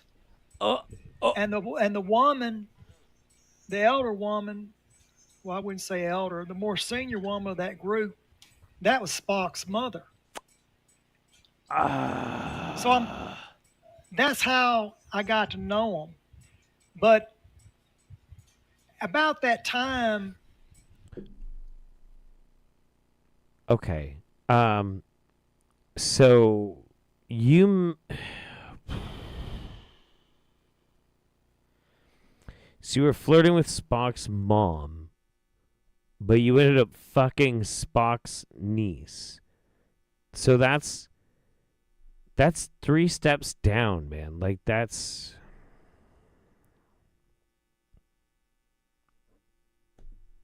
Anyway. You know, I'm talking. I said, you know, I wanted so bad to finish my physics, and I was telling them about Oppenheimer, and they said, well, we're gonna talk to the Vulcan embassy. Yeah. They didn't tell me what they were going to talk to them about. They said, well, we're going to talk to the Vulcan embassy. We have to report in every so often. James looks so fucking done with this shit. Well, come to find out, they said, well, we're going to put you in the physics class. There's no other Vulcans in there. Uh-huh. And Stovak said that Sevastopol. You know, he'd love to teach, and he said, yeah, I'm going to teach you physics. So hot Vulcan milfs in your area. I went into That's his class. That's right, baby. It was just me and him again, just like it was Oppenheimer. And things started to click. And I brought my notebook. You know, I had my notebook from 11 years old. I wanted to figure out what was what Oppenheimer. I wanted to know what the end formula was. And, he started looking at the science officer, started looking at it. And after a while, he started getting very excited.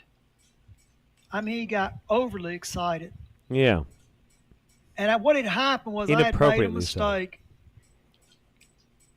And I looked like an L. Okay. It might have been. It was something like that. Plus one of Oppenheimer's numbers. He didn't make a mistake. He just never finished it. But it was hard to read Oppenheimer's writing, is what I'm saying. Fuck. I had made a simple mistake. Oh my god. Oh my god. But it turned out. Oh my god. There was a new type of energy. Oh. And James, what I'm about to say is, I know this is going to sound incredible. Yeah? But it was to a new type of a gadget. A new type of a weapon. Okay. So, we went. But what was it? Got all excited. It's a new power source. Now,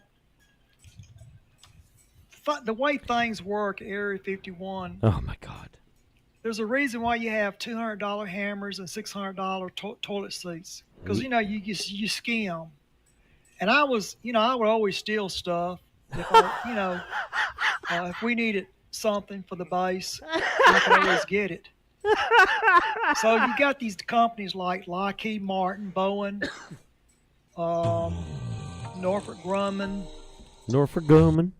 I too have been known to occasionally enjoy romping a young Vulcan girl from time to time. Don't look at me like that. I mean young as in like 30 or 40. Right. Right. Yeah, they're exceptionally long-lived. Right. Of course. I'm just look. That's the least problematic thing about like what Jimmy's talking about right now. You know, that's fine. I thank you very much. I appreciate that. I do love this idea of like, you know, they scam with their acquisitions, but then I still had to steal. Okay. Skunk Works, Lockheed Martin. Yeah. And I would go to their warehouses and get different parts, you know, off the shelf stuff, and bring it back. So we started building a weapon. Yes. The gadget. And I did not want to tell the military what I was doing because, one, the way Robert Oppenheimer was treated. Robert Oppenheimer. And of course, you know, the other physicists at the Manhattan Project, you know, they had help from an alien. Well, I'm getting a little help too. It's on my terms now. Because I'm fucking all these Vulcans and they're just helping me build my weapon, the gadget. And because of what had happened at Camp Hero, you know, I knew I was doing something very important. And being in Navy intelligence, you know, it wasn't like I was doing anything against the United States because I never was liked to begin with. I'm a paperclip prize, just like the scientist was. So what I did, we built a new type of a gadget. But what? It is a proton torpedo. And it is so powerful, if this was to go off, it would probably tear this planet in half. Is that what's called a cobalt bomb? No. No, James. No. Look, nuclear weapons cannot match up to it. There's not. If you shot all your combined nuclear weapons, all the countries that have nuclear weapons to go airborne, this has more power than everything put together. Damn. Is that what's known as a strangelet bomb? No, James. No, James. No, James. There's nothing stronger than this. Is a planet killer. No, You James. don't have a planet if this thing goes off. You dumb son of a bitch. No. I think what it was, what Oppenheimer was doing, because of the alien invasion stuff, and it didn't look good from his point. So once the bomb was built, we, you know, now we didn't. All right. Anyway, moving on. My favorite really is when he gets pissed at James. No, James. No. It's not like that doomsday weapon. It's better. Shut up, James. Anyway, there we go. Does the Yukon have any particular species of extraterrestrial that hangs out there more than others? Has large groups of Sasquatch. Yes. Thank you. You know how many people up there are just going to want to hug you for saying that? So the Sasquatch, are they related to Cro-Magnon? There's a lot of stories about that. They are mostly related to the idea of the early naturally evolved hominids on your planet that you refer to as Homo habilis. Oh, interesting. Homo erectus. The idea of the ancient extraterrestrials called the Anu, who arrived on your planet hundreds of thousands of years ago and used some of those early hominid beings to inject genetic material in them and create Homo sapiens, did not necessarily use every branch of the hominid. The ones that were not altered by extraterrestrial genetics continue to evolve into what you now understand to be Sasquatch. Therefore, they are the naturally evolved hominid of the Earth. If the extraterrestrials had not altered the DNA of some of the Homo habilis, Homo erectus beings, today you would all be Sasquatch. But they have evolved to the point where they understand how to use interdimensional vortices, and that's why they're so difficult to find. That's also what the First Nations teach up there. They call it slipwalking. Hmm. They can slip from one reality to another. Is there a whistling? People talk about them whistling. Yes, sometimes that's part of their language. Fascinating. So that's unicorn have any that's this is Bashar. Bashar is an interdimensional being that travels through space and time and inhabits different people. I might be wrong about this, but I think there was actually some beef at a certain point in the past where there were like a couple of different people claiming that they spoke for Bashar, and they like were fighting. Like, actually, no, Bashar talks through me. No, actually, Bashar talks through me. I will say, I've seen a couple of different people, I believe, speak as Bashar, and they're very entertaining. So, maybe there's something to it. Maybe the wit of Bashar leaks through. But yeah, pretty good. Not too bad. I do love the idea. If not for alien intervention, we would all be the Squatch. We would all be Squatch. Maybe we'd be happier as Squatch. I don't know. It's hard to say.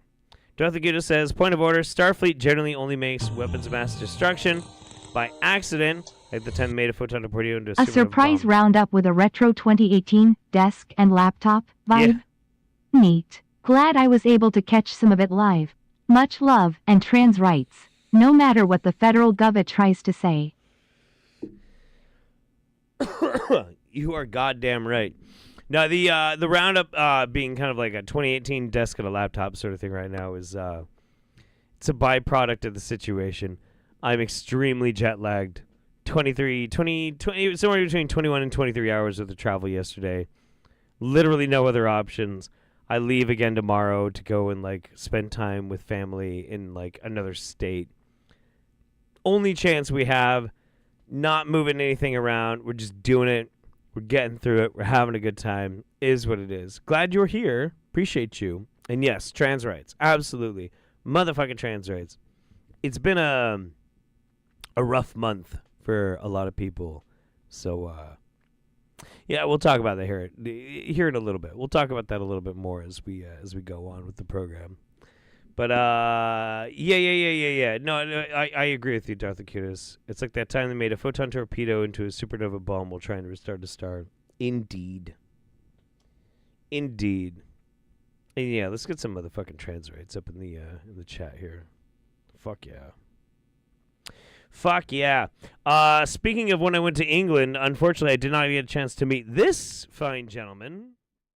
Big trouble, because Russia has said that it classes the UK as being actively at war with Russia. Oh, shit. So it classes the UK as being actively at war with Russia.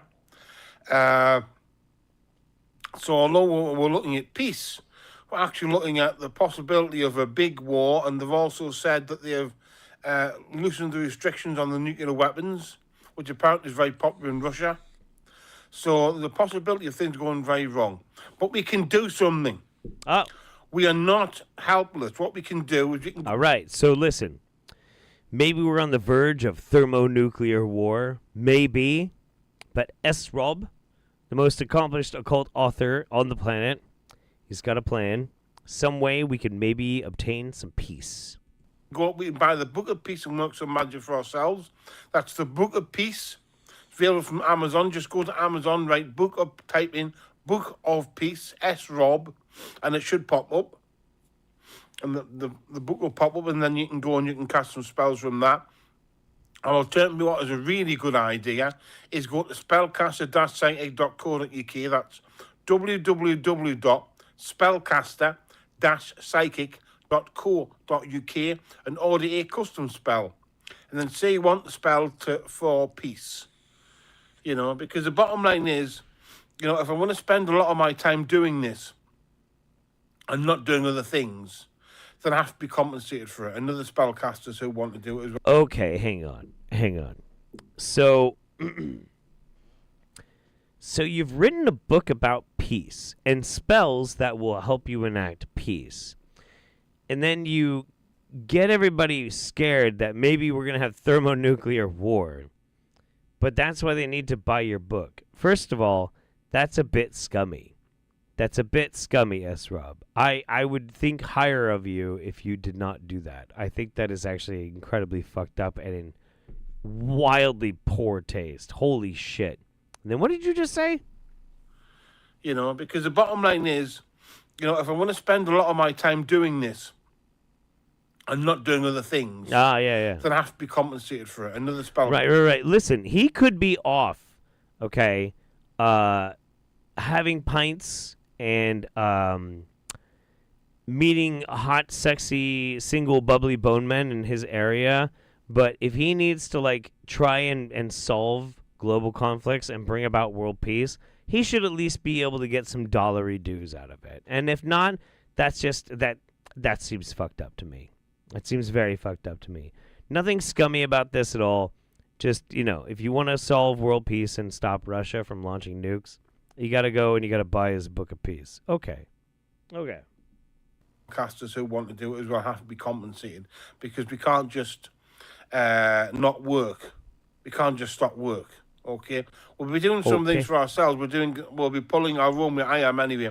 I'm pulling my own weight. I'm doing things, but I need to be compensated for the other time that I'm using to do it for other people. Okay. And it's a really good idea. Order a custom spell from www.spellcaster.psychic.co.uk. All right. That's enough. No free advertisements on the Roundup. I will say, however, if S. Rob wants to pay me for a video slot, like an actual paid sponsorship, I've never done a paid sponsorship on this channel. Never have. I'd do it for him. I'd totally do it for him. I'd advertise his books on the Wingnut Roundup. Of course I would. Oh my god, this fucking cold I caught in England is starting to really knock my ass into the dirt. What the fuck? I'm reading in the chat here that apparently a very good buddy of mine is currently watching the Roundup, and his name is Orthus. Orthus? Are you watching me on the TV, Orthus? If you are, you're a very good boy. Very, very good boy. Orthus is a good boy. Oh, Orthus, what a very good boy you are. Orthus is a dog, everybody. And he's awesome. And I actually really, really fucking love this dog. But I'm hoping that Orthus, I hope you're watching the Roundup and you're having a good time. Anyway, that's me. Listen, I got to make some time for the fans. And Orthus is my bestest fan. And I love you, Orthus. Hopefully I'll get a chance to see him next year. It's a good dog. S-Rob used his magic to make Jeff sick. Probably. That's probably very likely. Very, very likely. All right. Now for something completely different. Want to stick your hummus cannon inside your Bestest Bros portal. Why do you have that desire? Like when you get drunk and you kind of want to suck and you want to put your hummus cannon in certain places that the Matrix calls gay. Why do you want to do that? Well, there is an epidemic. Maybe because you're horny and gay, or at least bi-curious, you know? Maybe. Erica Ross, thank you very much for becoming a member. Trans rights, I'll be back to watching the replay. Absolutely. Glad you're here. Epidemic, and the epidemic is low testosterone men. The Spartans knew that when you stuck your stink portal up in the air, presented it to the alpha, and then he injected his spermidine, testosterone, oxytocin, glucose, serotonin, and dopamine right into your stink portal, not to mention massaging your prostate, which opens up your third eye. I don't remember seeing that in the movie 300. I just don't. I don't remember, like, King Leonidas walking amongst the men, and they're like, they salute, and then they turn around, and they're just kind of like, Daddy! I don't remember that. Maybe it's just because it wasn't very historical, but, you know, I kind of have this vibe of, like, probably didn't happen. I mean, maybe. They were basically Greeks, right? Can I get in trouble for that joke? Can you? that procedure is a remedy for low testosterone men. And according to German New Medicine, finding a true alpha with super high testosterone with no conflict shocks in his temporal lobes that have altered his chemistry is very rare in this day and age. Wow. So most males in our society, all of us, myself included, are beta males.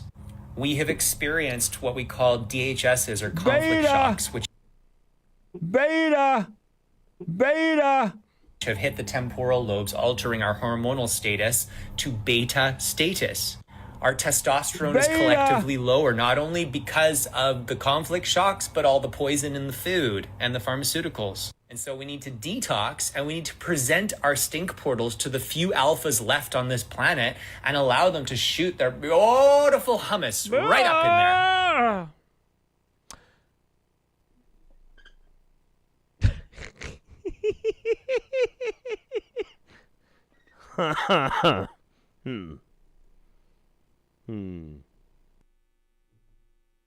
And now my buttons aren't going to work. The other ones worked. Come on. Amazing. There we go. Fucking Jesus Christ. Hit that one like a million fucking times. Amazing. Whoopsie. Yeah. Yep. Okay. Well, listen. That's getting hummus in your eye.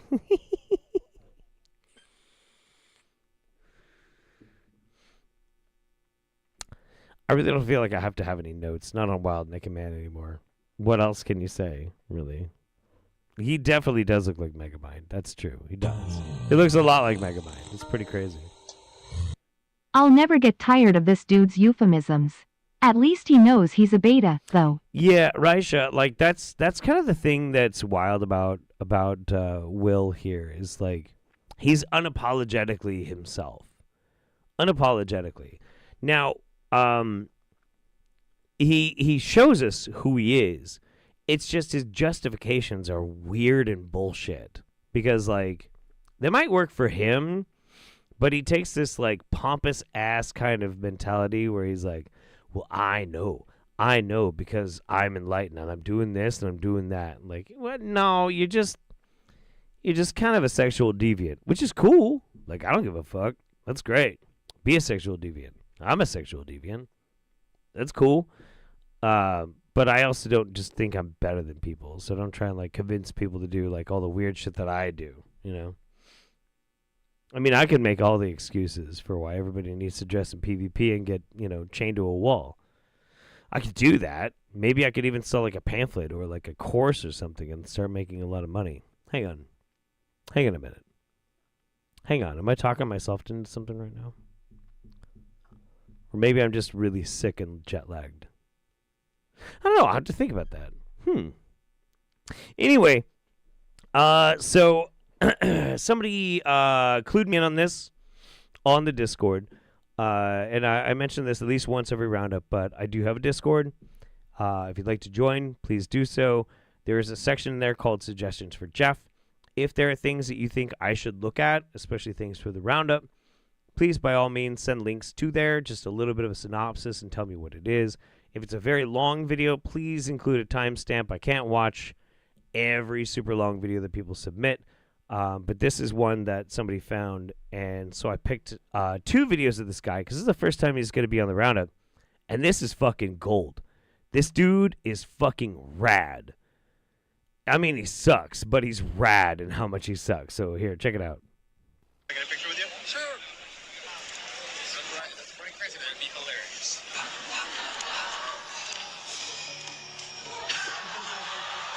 Do you think maybe they were trying to tell us something by having Bryan Cranston wear a mask to the Comic-Con interviews? Maybe. I mean, it's definitely strange how many doppelgangers are in the show. I mean, he's a dead ringer. And Hank just happens to have a dead ringer and Tom Sizemore. And well, we get it. White people all look the same. We get it. We fucking get it. This one, they do not look even remotely the same. They don't look alike at all. Jesse Plemons sure does look an awful lot like Matt Damon. He does not, and, no. I didn't notice this most recent one until I noticed the type of car Skylar White drove. She just happens to drive a Woody in the show. How ironic. Oh shit. Symmetrical match for Woody Harrelson, and she drives a Woody. Okay, we gotta back that up. They really don't look alike. She just happened. They don't look alike at all. They don't look alike at all. Their cheekbones are in different fucking levels. Chins are not designed the same way. The jawbones are not the same. Like, it's not even fucking close, dude. Tends to be a perfect symmetrical match for Woody Harrelson, and she drives a Woody. Just like I'm sure all their Rocky references in the show was just coincidental. Yo, Adrian. Rocky called. He wants his face back. But of course, it's all just coincidences, just like it's a coincidence that they all happen to have a doppelganger in the show. Entertainment only. Right. Yeah, no. It's not transvestigation, but it's kind of like tertiary sort of to transvestigation. Here's the second one that I found. This is pretty fucking brilliant too. I like how Jim Carrey is Joe Biden. Fuck it. Why not? Sure. Jim Carrey is Joe Biden. Fuck it. Do you still not realize that they're all playing multiple roles? And I'm not just talking this guy. I'm talking all of them. Why don't we take a look at two supposedly different individuals in Benicio del Toro and Brad Pitt? They look kind of similar, right? Kind of real similar? Even in their younger years? Not really, no. But that's all it is, right? Similarity. They just have similar features. They couldn't possibly be the same person, right? Well, let's take a closer look and see what we can find. Let's do it. Did you ever see when Benicio won an Oscar? Kind of runs like somebody I know. I don't know. There's just some similarities. Okay, that's Burn After Reading Brad Pitt, which is him playing an exaggeration of a human being. Come on, man. To it. Maybe it's just me. Although he does celebrate as he's being handed an Oscar. Oh, and did you see who just happened to hand him that Oscar? Brad Pitt's wife, and she just happens to be looking very adoringly at Benicio. I mean, if I met Benicio del Toro, I would look at him pretty adoringly too. And seems pretty chummy with him for photos. But again, it's just coincidence. I'm making too much of this. Kind of like the coincidence of them sitting very identically and having the exact same mannerisms. What? And did you know they both just happen to be known for eating food a lot in their movie roles? You handle food better on screen than anybody I've seen. And I want it.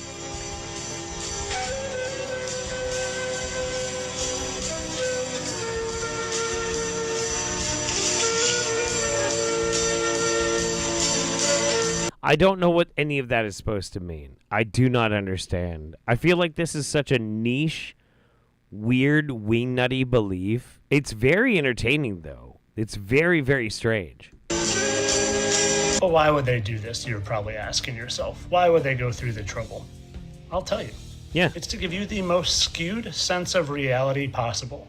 So you don't know left from right, and up from down, and round from flat, and you have to ask them and rely on them for all the answers, because then they have all the power. So the sooner you realize that this is a reality and this is a reality, the sooner your mind is open to what reality actually is, and you can take your power back. That's what I did, and I feel better than ever. And of course, this is all for entertainment purposes. These guys are probably just from the same genetic line, way, way back from that English king that all the presidents are related to. Entertainment purposes only. Oh my God, what the fuck? I don't... I'm having trouble. I'm having trouble with this one. I think it's great. I honestly, I fucking love it. I fucking love it.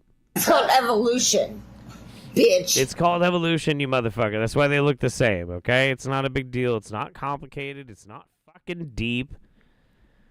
Oh my God. Oh.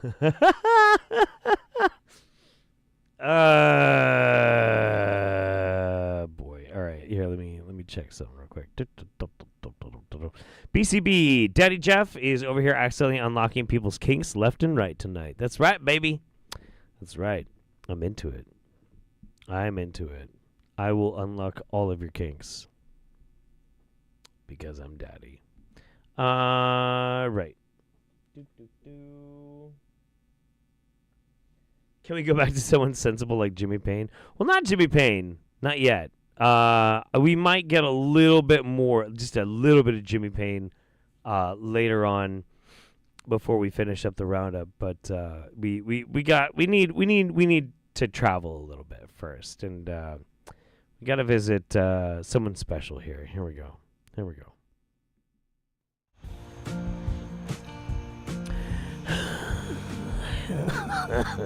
Hello, everybody, and welcome to a quiet evening on Bill's front porch. Okay. Let's get to it. Okay.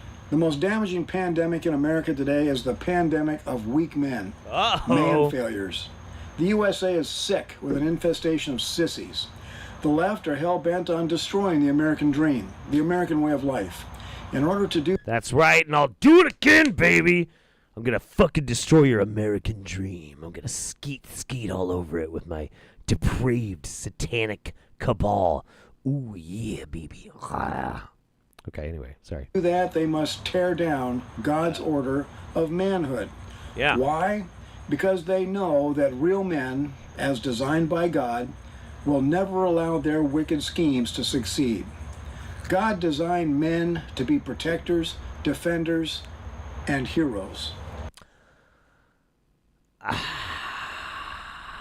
Did he, though? Because, biblically speaking, yeah, you have some heroes that are men, but it seems like also the main adversaries and people that express very anti-godlike behavior are also all men. I mean, save for like a few very specific instances. Men have a God-given desire to stand strong against evil. Look at Hollywood's movies for men. They almost always have this storyline. A lone hero fighting against a monstrously evil villain. And at the end of the movie, through a massive effort of strength, courage, and fighting skills, the hero prevails. Hollywood knows how to make money. So they make a lot of man movies because they know that there is a warrior that is within the heart of every man. Wait, okay, so that's a strange thing to say. Wouldn't it be more accurate to say Hollywood knows how to make money, which is why they sell power fantasies to emasculated weak men that,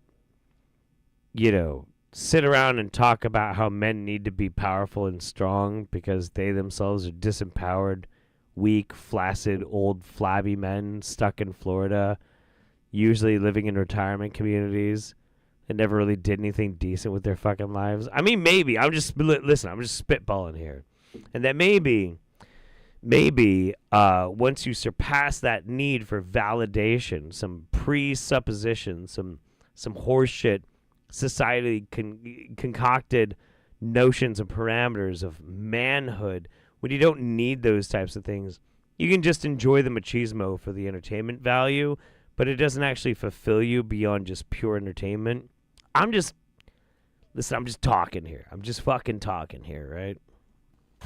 My new coffee mug says, "Be the warrior God created you to be." Well, thank fuck you have that coffee mug. Otherwise, I might mistake you for a weak, insecure man, Bill. I'm calling all men, especially Christian men, to stand up and be the man God created you to be. Maybe you should just be it. Why do you need other men to do it? What the fuck, Bill? Defender of women and children, and slayer of dragons. Today, every family is under siege from malicious dragons intent on destroying them. Children should be protected from sexual perverts. That is the biggest battle in the USA today. It's time for the warriors of America. I agree, which is why we need to all come together to combat Trump's cabinet picks. Just saying. I mean, if you really want to protect children in this country, you got to keep them away from anybody that Trump likes as a politician, and probably all of the clergy, too. And you'll probably knock out like a good 80 to 85% of all the predators. To protect children from being handed over to sexual deviants. It's time for warrior men to take a strong stand against Jezebel feminism. Ah, there it is, baby. There it is. It's always fucking Jezebel, isn't it? That is deliberately and viciously destroying masculinity at every level of our culture. And it's time to stop tolerating men who dress and act like women. The Bible says that men who dress like women are an abomination. No, they don't. No, it doesn't. No. No, no, no, no, no. It's not there. You are talking out your ass. There is no stronger word of condemnation. These man failures are parading about, deliberately pushing Sodom and Gomorrah's sin in our faces. But worst of You don't know anything about Sodom or Gomorrah. Had nothing to do with that. Sorry, buddy. all, these man failures are targeting children to lure them into lives of moral depravity, guaranteed to destroy them for eternity. So, you know what's interesting? So, the whole thing about Gomorrah was one of the biggest sins, biblically speaking, of Gomorrah was that it was a very common practice. Apparently, this is in the narrative of it, and this is how scholars actually translate this, was not the sin of homosexuality or gay sex. Not at all. That's not what it was. It was using the concept of a man sexually assaulting another man in order to dehumanize them and to enact some sort of power over them, as in an assault, right? Like the big R, right? That's what it was. What's weird is that one of the most iconic Christian warrior machismo masculine types, I don't remember his name, but he's the guy who apparently fired the round that killed Osama bin Laden.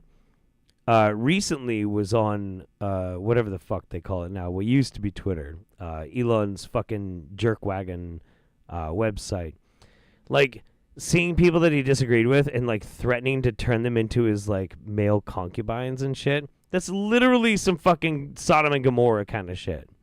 Bill doesn't understand that because if Bill has actually ever read the Bible, it was probably a Bible that consisted entirely of just pictures, okay? If the children of America are not worth fighting to protect, then nothing is. Come on, men. Remember who you were created to be. Find the warrior within and recognize the enemy in our camp. Yeah. Christian churches, that is genuine Christian. Yeah. Christian churches are probably the enemy in our camp. I agree. Yeah, good talk, Bill. Good talk. Good. Glad we figured that out. That's what's up. Yeah, baby. Right. Anyway, some more Bill. Okay. Now, I know that one was pretty upsetting. This one's going to be even more upsetting, but I want to talk about it because we are going to have to deal with this kind of shit here coming up. So let's watch another piece of shit video. Here we go. Stop scrolling because you have to hear what just happened for the 4th time this year. I'm about to reveal some deeply controversial truths about gender identity based on what I've seen firsthand as a root cause healing practitioner. I have been hesitant to share this publicly because my intention is not to provoke hate or division. I'm simply here to share real observations from real people I've worked with. That's just going to spread a bunch of hate and division. Okay, yeah, sure.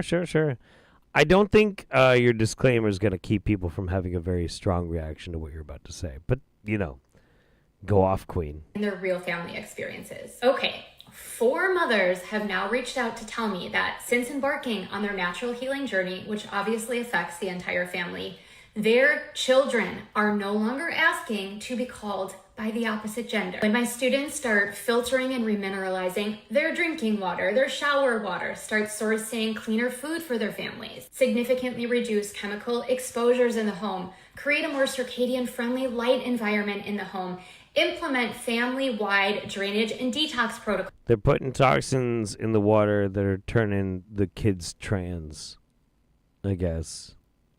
Sure. Their children's feelings of gender identity confusion just fade away. We need to understand this isn't just a coincidence. Children are being raised in environments flooded with toxins, chemicals in the air, their water, their food. Their jabs, everyday products. And it's not just affecting their bodies, it's distorting their minds, their sense of self, their identity. When we start... All right. Okay. Listen. I'm not going to assume the worst in this. I'm really not. This seems like it's coming from a place of pure fucking ignorance. All right? Like 100% ignorance. This is me strong manning her argument.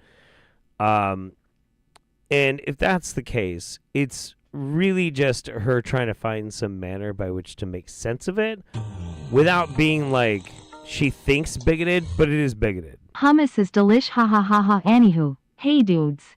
Loving that bathrobe. Hope you're not sick. The dude abides after all. I am sick, though. Yeah, I am. Mickey, thank you so much. I appreciate you, darling. I am, however, actually sick. I'm very jet-lagged, and I got a cold from England. But I'm still here, baby. I'm still here. We're still fucking doing it. But yeah, the strongman, thank you again. The strongman argument for it is that she's just coming at it from a place of ignorance. She's trying to make sense of it within her own, like, narrow-minded paradigm. But we'll see where it goes. Clearing these poisons from their lives, they start to feel clear within themselves. I've always believed gender dysphoria is just a symptom with very distinct root causes, in large part a reaction to the mass poisoning of their developing minds and bodies. Right. So there's no other explanation for it. It's just environmental toxins. Okay. I wish more people could see it. It's not about identity. It's about health. And as parents, you have the power to reclaim your child's right to clarity, to wholeness, to being at peace within themselves. So what environmental toxin turned you into such a dumb bitch? Right? Like, hang on a second. So if you think that, like, environmental toxins and, like, health is why it changes people's demeanor and their belief systems and their methodology by which they conduct their lives, like, what chemical turned you into such a vacuous, stupid bitch? Like, what did that to you, right? Like, I don't know, was it lead? Were you licking a lot of lead paint when you were a baby, you know? I don't know. What's your fucking excuse, you stupid scag? What the fuck? Or maybe, instead, this has always been the case. It's always been the case that people have always struggled, especially when they're younger, trying to find exactly a way to interface and interact with their world. A world that is extremely complicated, and with every fucking year gets even more complicated. And as we start to exercise more freedoms and the ability to explore ourselves, maybe for a time we're trying to figure out who we are, and we put that to question. Maybe sometimes we figure out we were different. Maybe sometimes we figure out, well, ultimately we weren't. But we're allowed now the ability to have that freedom, to take that journey, to take a little bit of time and really explore ourselves and see where we want to go from there. What the fuck is wrong with that?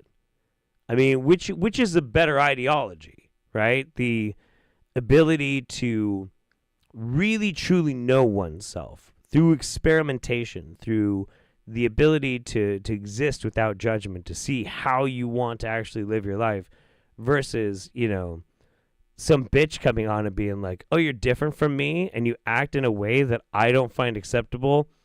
You must be sick because of PCBs or lead or asbestos, or there's just too many preservatives in your fucking oatmeal.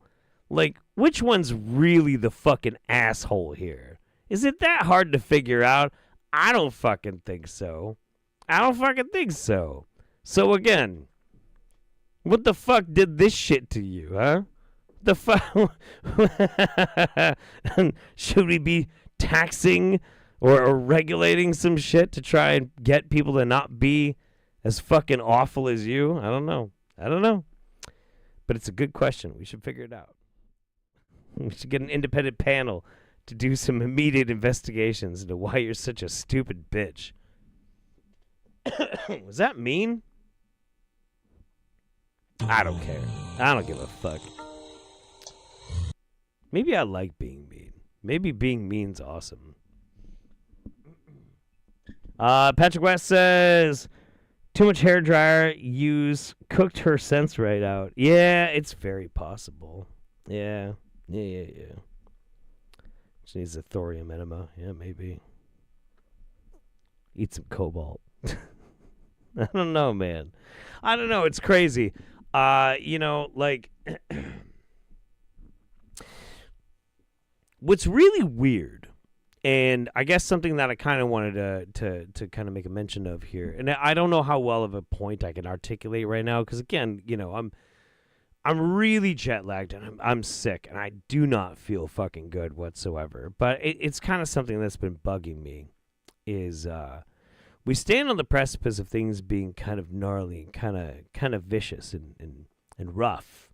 And it's going to be rough for people who are more vulnerable, more so and sooner than anybody else. Like, if you want to know how bad things can get for you, pay attention as life goes on. And actually, you should just do this anyway. You should do this in every aspect of your life, whether things are great or not, whether politics is good or not, whether people in charge are decent people or total scumfucks or not, whatever.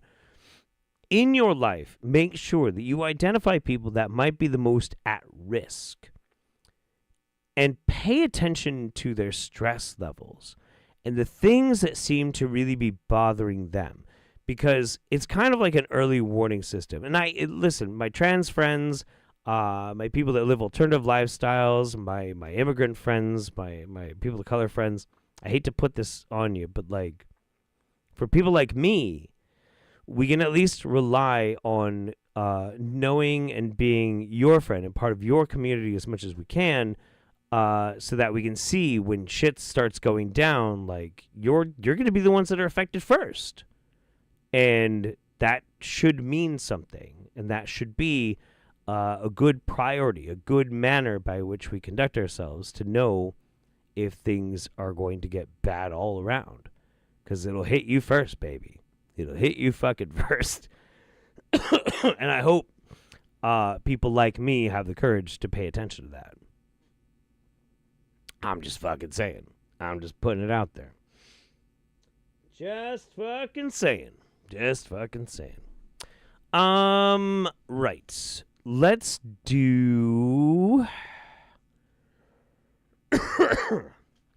I'm going to do this video real quick, and then I'm going to ask Memory to just give me a real quick bathroom break. And then we'll finish up the roundup. I have some fucking amazing videos. We're going to have a really good time this last little bit. Let me just text her real quick. Bathroom. ASAP. It's not my fault. I'm sick. I can get away with anything. I'm sick. You need to help take care of me. I'm feeling bad. The best thing you could do for your health is throw your glasses in the trash. They don't address the root cause of your bad eyesight. They only act as a crutch. There's no reason to wear these. This kid is so fucking stupid. It's pretty amazing. Like, throw away your eyeglasses. Your eyeglasses are bullshit. For them for 15 years, and the only thing they did is make me need a stronger and stronger prescription every single year. The best thing you can do is address the root cause of your poor eyesight, which is your artificial light that you're exposed to, the bad diet that you eat, and the poor lifestyle that you live. And once you address that, your eyesight will improve naturally. That's how you fix your eyesight. Yeah, no, yeah, that's true. You can absolutely do eye exercises. But you're not doing that. Your prescription will change as you get older. So Also, our eyes just naturally degrade as we get older. Yes. I had this. I don't know if I mentioned this on the roundup or not. But I finally did go into the optometrist, and I get my eyesight checked out, and he's like, "Hey, you have blah-blah-blah, like some like, I don't know, Latin sounding condition." I'm like, "Oh no, what the fuck does that mean?" And he's like, "It means you have old eyes." And I went, "You fuck, You fucking fuck. It's just saying I'm getting old. There's like a medical term for like you're getting old and your eyes are shit. Like, oh, okay. Fucking cool. I love how squeaky these chairs are. Yeah, the chairs are very squeaky. It's like cartoony. I'll be right back. Thank you, baby. Hey. Whoa! Again. Sorry. I'm not putting them on my head. He does this every time. He ends up like stepping on the cord for his headphones. Hi guys. I'm really tired. I said so in the chat earlier, but I haven't slept very well in the past, since the election. I just was not sleeping good. And then, I did a 5K on Sunday. Woo! It's awesome. Proud of that. Beat my time and my pace time. But then today, I rode my bicycle to work. Not my motorcycle, my bicycle. And I went 6.5 miles to work in about 30 minutes. And then on my hour-long lunch, I ran 4.6 miles. I think it was 4.6. I think it was almost fucking 5 miles. Let me double check that because I'm tired. Yep. I ran 4.6 miles on my lunch and then rode my bicycle home almost 6 miles. So I'm a real sleepy girl. I don't have a whole lot of energy, so I'm really hoping Jeff comes back soon to entertain you guys, because I just want to go to bed. I'm real sleepy. I want to go night-night. It's so late. Lots of love. Aww. Appreciate that, Colorado biker. Yes. It's like, I don't know, brain fart. Hi, baby. Are you almost done? Yes, I'm almost done. Good, because it's bedtime. Oh, get out of here. Get out of here. It's bedtime when I say it's bedtime. Yes, Dad. Yeah, I like that. The roundup is not done until the roundup is done. The roundup is a commitment. The roundup is a sacred bond that I have made with all of you for years now. For years and years, the roundup has been a sacred bond. Once a month, we always gather. We congregate together to watch the weirdest fucking things possible on the internet. I show up. You show up. We do this together. We move forward. It's a beautiful fucking thing. I love it. I live for it. I think it's amazing. Let me see what time we got. Okay. So, we're going to give Jimmy just one more shot. One more shot. We're going to go ahead and skip. We're going to go ahead and skip to a little bit around the 2:20 mark, and we're going to see if we get anything good. It looks like that poor old man dropped out of the fucking call. And I think he just fucking gave up. He just could not get a word in and he gave up. We're going to try just a little bit more of this. Then we're going to finish out. We've got 5 videos after this. They're all pretty quick. So let's try this. Let's try this. And also, again, thank you guys for sticking with me all these fucking years. Enjoying the roundup with me. This is a tough one for me. I'm really fucking tired. I'm pooped. I'm sick. I'm jet lagged. But you know what? I'm fucking here. So are you. I fucking love you. Let's fucking do this shit.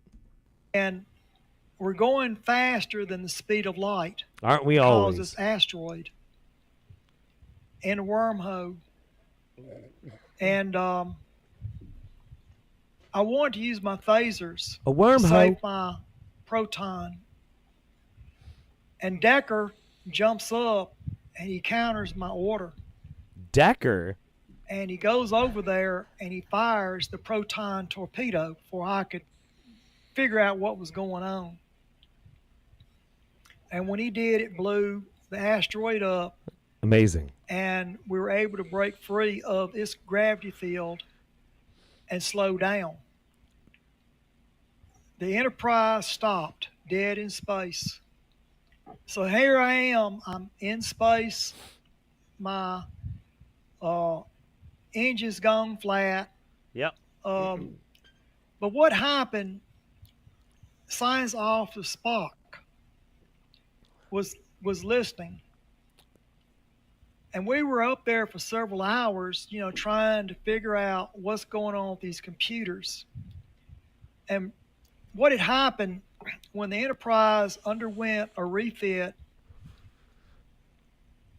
the reason the phasers would not fire is because all energy that goes through the computer goes to the engines. Yeah. So my phasers were locked. And that's why Will Decker jumped up and fired the torpedo. Torpedo. The proton torpedo. Proton torpedo. So my orders are to get this craft going, to find out what it is in space that is such a danger. Yeah. And by this he's time, back. He's back, Science baby. Officer Spock shows up. He comes along with a shuttlecraft, and he comes on board. And I tell you, I was glad to see him. Comes on board. And he said he had been listening, and he comes to offer his services, being that the other science officer died in the teleport. So he goes in there, he spends a few hours, he finds out what's gone wrong, and he's able to repair it. Yeah. And when he did it, we get power back up. I put, went ahead and put it back into warp 1. And I went up to 2 and 3. Now, when I got to warp 3, you have to remember, with these new engines, no starship had been past warp 3. The old Enterprise never got past warp 3 without breaking apart. Was this around 1980? James, please don't interrupt. Well, that's my job as I understand, but here. Otherwise, you don't need me here. Some of the people. No, James, stop interrupting. He fired his torpedo at the wormhole. James, shut the fuck up, James. No. This was after 1980. This was. I can't give you exact date, but it was after 1980. I was 22. So let's see. Let me think for a minute here. Commander Decker. Listen, if Jimmy Payne's out there, I won't interrupt you. If you let me interview you, I won't interrupt at all like that piece of shit James Rink. Please come on my show, Jimmy Payne. Please. I'm your biggest fan. Just saved your lives? I want to say it was closer to 82, but I can't, James. You're asking me in the middle of a complicated scenario, but it was. Listen, there's depth. There's depth, James. You try and ask me like a son of a bitch, James, and you're messing with my depth. Slightly after 1980. Okay. Now, the thing is this. Yeah. Tell us the thing. When once I got up to warp 3, Yeah. it's time to either do or die. Yeah. So I bring it up all the way to warp 7. Die. No starship had been to warp 7 without breaking up after 3.2 warp drive. And because the engines had been moved back, the harmonics from the tail end did not vibrate. Yeah. So I'm a human commander on a Vulcan ship. I've just done something that even the Vulcans never believed was possible. I am going 7 times the speed of light. That's not what warp 7 Einstein means. said That's not what warp 7 means. Warp speeds are cumulative. They no, Jimmy, listen. I believe in Jimmy Payne, but he does not know the cumulative fucking velocities of warp travel. I'm sorry. You can get fucked, Jimmy. You're wrong. is that when you go past the speed of light, you're time traveling. Okay. Yeah. My figures are star date. I'm going by my old notes here. You just give me a second. Oh, notes. Gotta check my notes, James. Star date is 741.26 was when I broke down. So it's just past that star date. Yeah. I think it was like 7.741.3 is when I got back up right before I put it into warp drive. All right.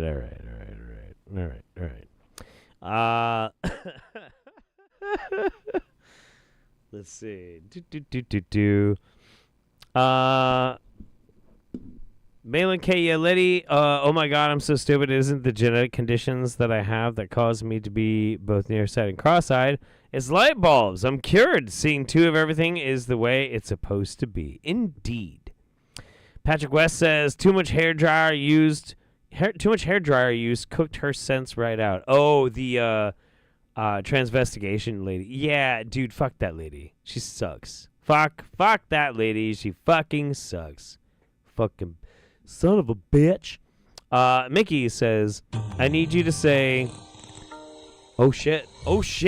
This world desperately needs a Redneck Trek series where there's always a pile of beer cans around the captain's chair.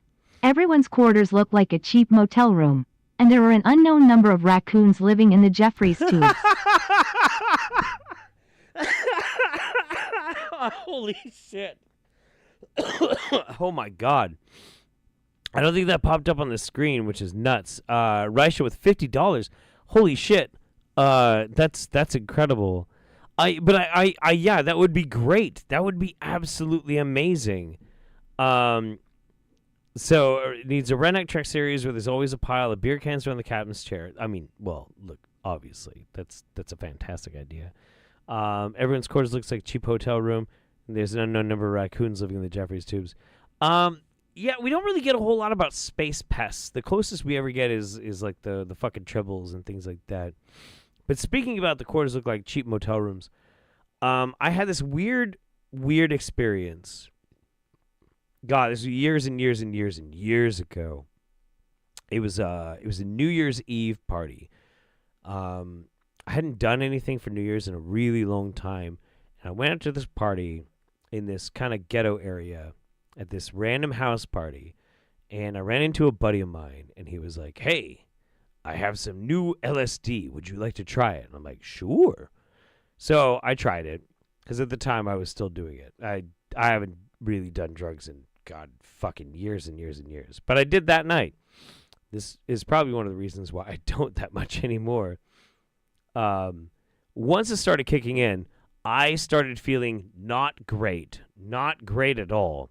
And I was like, okay, not feeling good. I'm not close to where I live, but I'm close to where a friend of mine lives. And I'm like, hey, buddy, so I've got your house key. I'm just going to go to your house. I'm just going to fucking chill out. I'm just going to try and get my shit together. I'm still hung up on how he got a hold of the Rebel Alliance to buy proton torpedoes. Yeah. And how he rebuilt the photon torpedo launchers to fire them. That is a really good question. Yeah, because proton torpedoes are all Star Wars. Photon torpedoes are Star Trek. But proton, yeah, I mean, listen, anything's possible in the expanded Jimmy Payne universe, you know? It's not a big deal. He fucks Vulcans. he can make a proton torpedo that'll crack a planet in half. It's not a big deal. Just don't think about it too much. Just assume that his brilliance was always going to win through because he's not a Mary Sue. He's just that good. Anyway, I thank you, Darth Acutis. Appreciate you, buddy. So back to the story.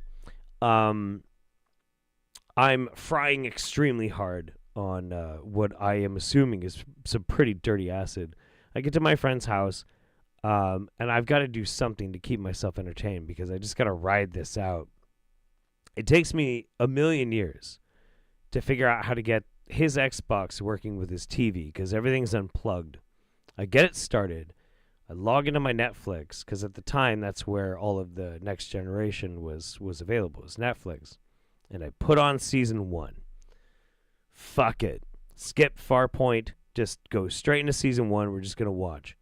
And I had no idea that the hyper focus you can get when you're on very powerful hallucinogens means that you will see every fucking seam in the set.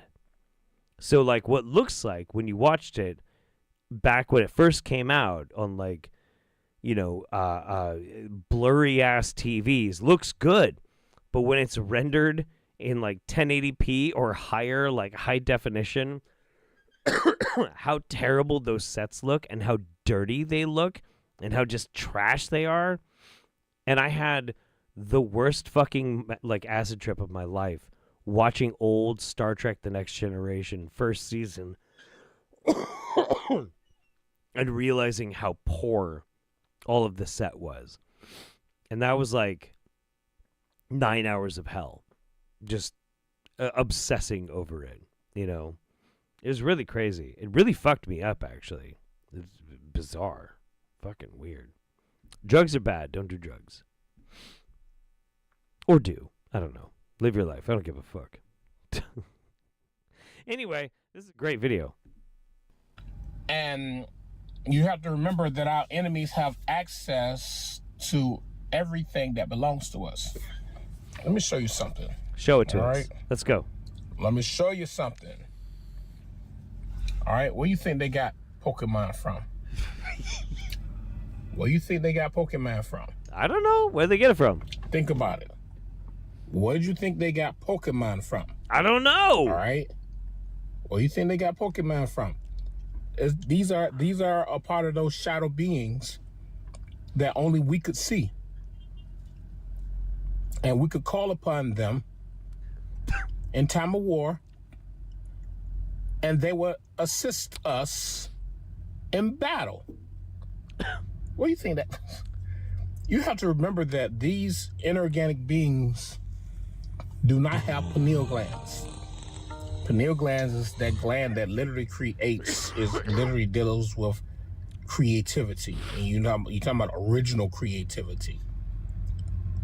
We had pictures of these creatures that we had drawn, and you can only see these creatures in the spirit realm.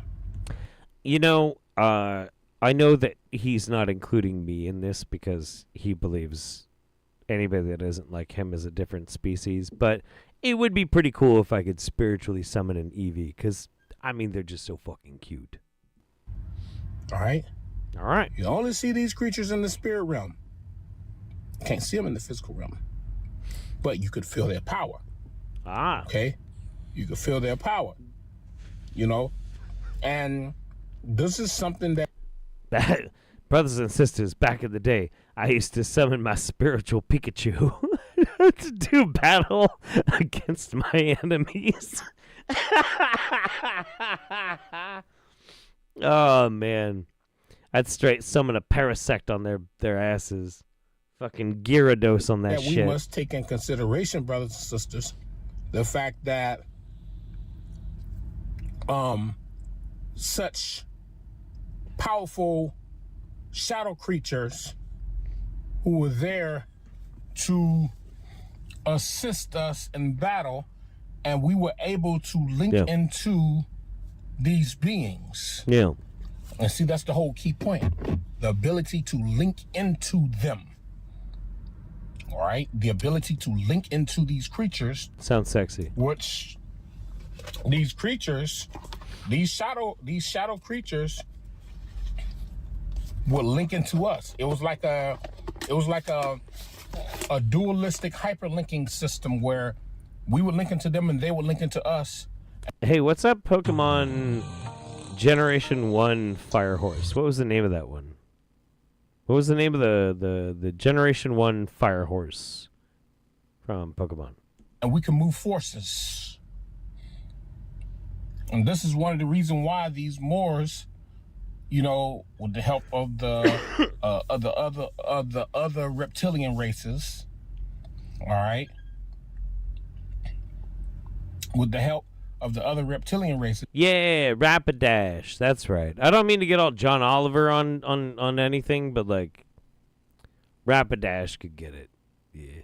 This is how this is why they sprayed the sky with that chemical, which they're still spraying the sky now, to make sure that we forgot who we were.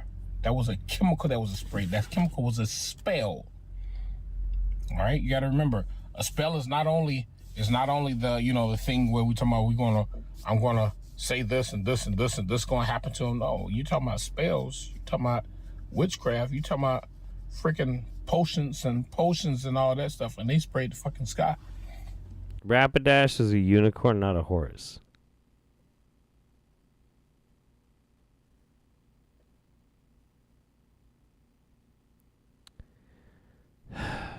And that shit trickled down to us. And we slowly began to forget who we were. All right? That was a spell. All right? So the Pokemon literally represents the shadow beings that these military soldiers saw in that past video that we did. Okay? All right.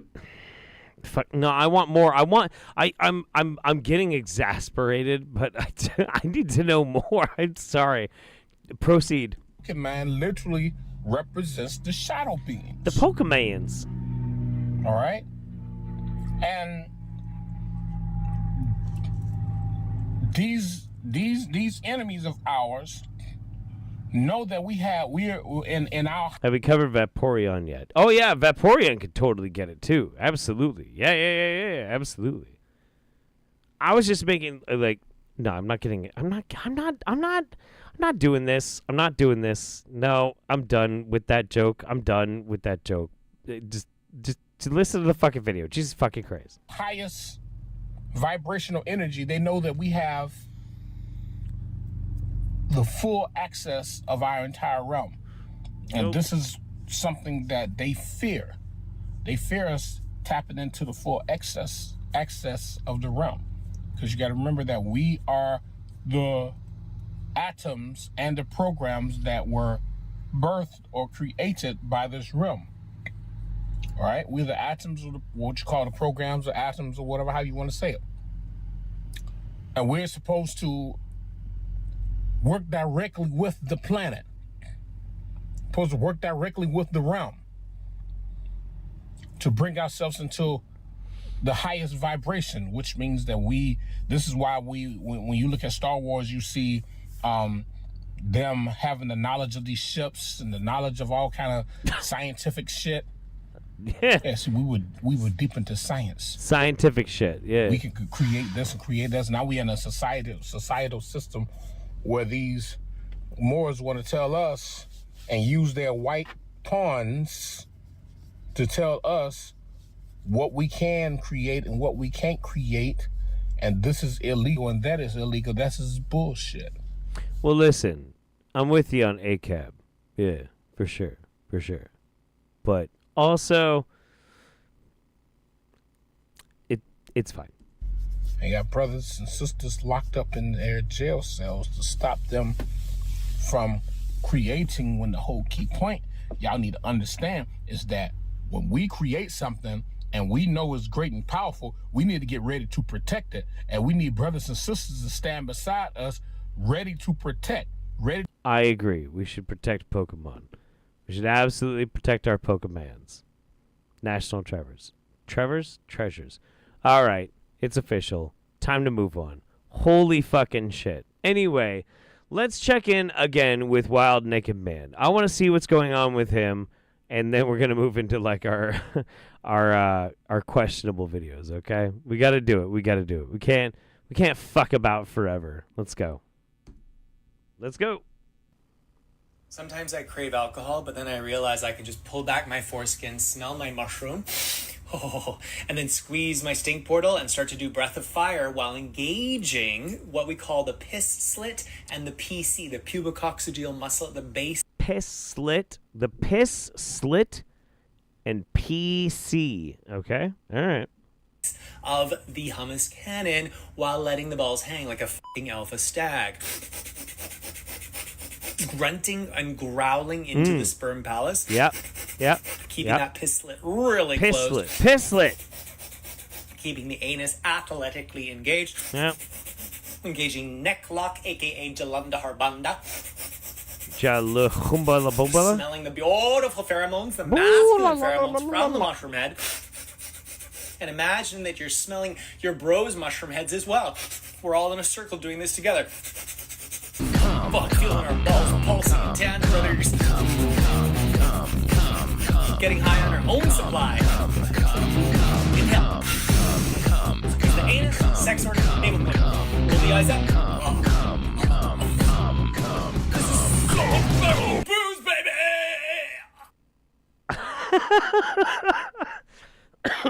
That timing was pretty fucking amazing. That's good. It's good. Mushroom beautiful.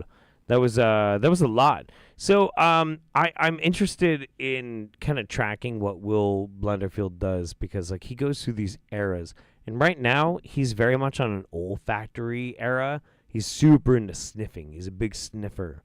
Big sniffer. You'll see what I mean. I just had a beautiful kettlebell workout with my bro Dustin, and I had a beautiful long run up into the mountains of British Columbia, and I'm just fingering my stink portal. It's very relaxing, and it also really grounds me because I live in the penthouse, and I'm stressed because they're going to be repiping our building, and they don't know what the fuck they're doing. Repiping, baby. He's sitting there just finger fucking his asshole, and he's like, gotta do some home improvement. This is so annoying. Better finger fuck my butthole. They're like, we're starting on the 30th floor. Obviously, start on your floor. And then today, I insisted that I talk to the actual, site manager. And he's like, no, what are you talking about? We're doing... So anyway, they don't know what the hell they're doing. So I'm stressed. So what I'm going to do is I'm going to just sniff my stink portal. And I find that really calms me down. There's that kind of primal... masculine pheromonal smell that gets secreted when you do athletics, especially with your bros. Yep. Just gonna kind of rub it on my nose. Yeah. And then I'm gonna watch the prelude to the Wicked movie, which is coming out on Friday. NBC's done a special, so just gonna chill out. I'm gonna chill out. This repiping is gonna go well, And I told them, I said, guys, you're saying you're gonna have 25 dudes like ripping my walls down and cutting open my ceilings to try to find the pipes, because they're like, we don't know where the pipes are. I'm like, you don't have the blueprint? They're like, we don't know where they are. The blueprint doesn't say where the pipes are. So anyway, there's gonna be all these dudes in here cutting and drilling while I'm fingering my portal and teaching on my fans of only.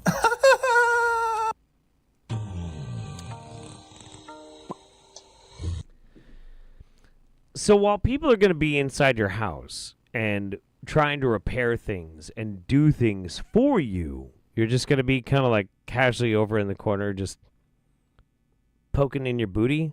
Like, I mean, fuck it. Yeah, whatever. It's fine. It's totally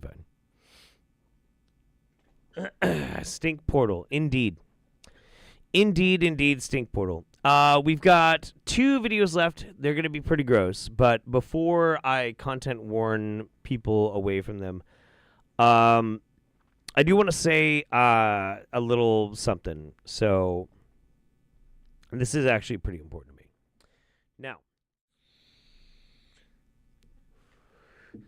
I've said this on some other stuff. I've said it on my TikTok. I said it in like a few videos from like the stuff that I've been making lately.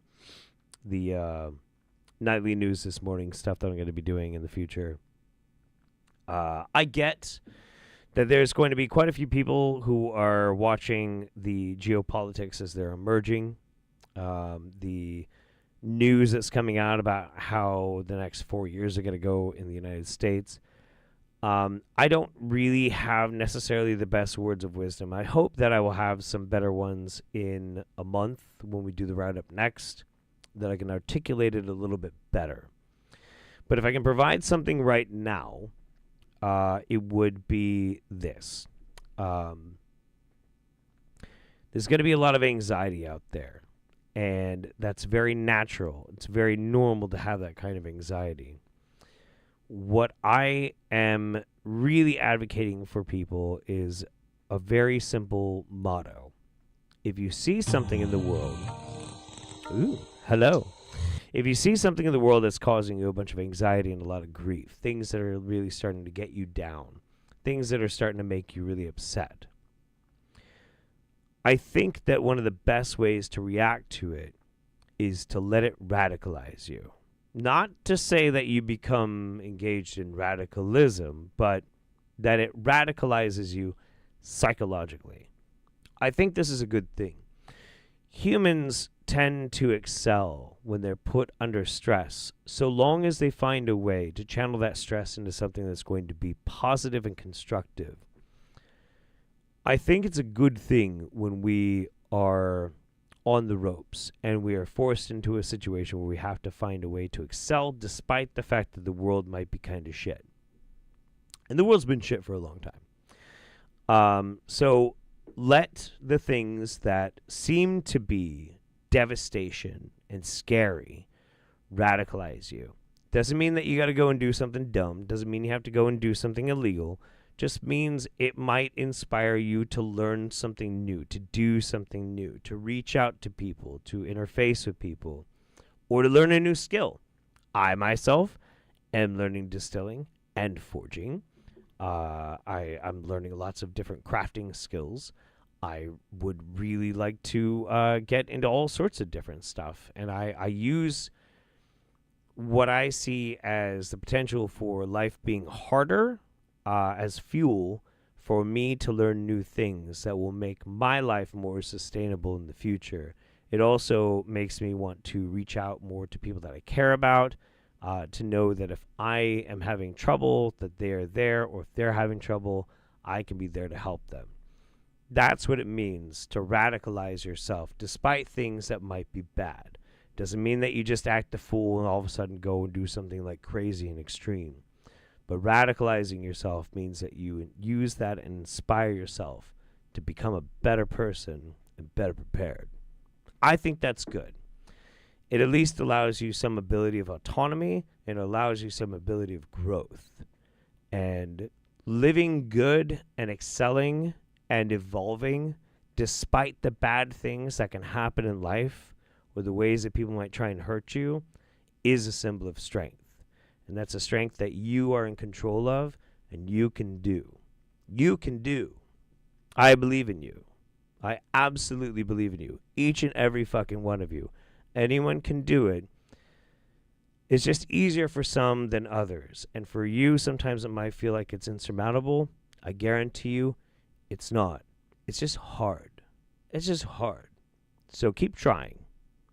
Keep trying, and I think you'll get there.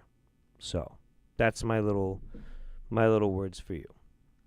And now I'm going to show you some really gross shit. So if you don't want to see any gross shit, get the fuck out of the goddamn Roundup. We're going to watch some weird ass shit, and we're going to round this stuff off like we always do.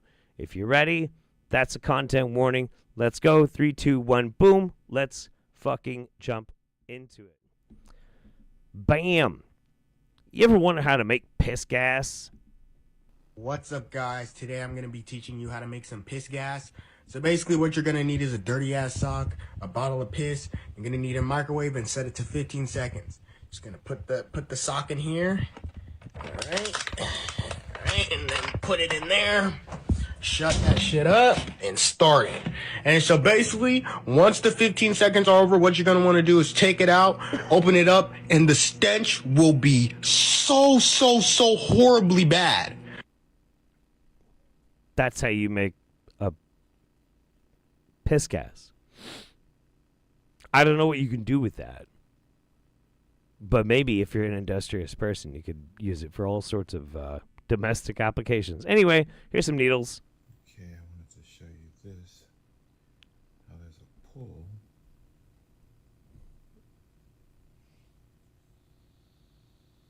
And there's a release. Go back into that knot. This is a 23 gauge needle. Now it's like a eraser. And no feeling. I put some numbing medicine in there. Wait. There's no feeling because you put numbing medicine in? What the fuck? Okay, now I'm going to back out. You saw the release. Now the needle tip is going to flex. There it goes. And I felt the fibers give. Pull back a little bit more. A little more. Okay, I felt it give. I can't see it that well, but I'm gonna get back into that knot. All right. Anyway. So, something that I do want to make mention of, if anybody out there is kind of more of an activist, they could do something that I'm doing too, which is Steven Rodriguez.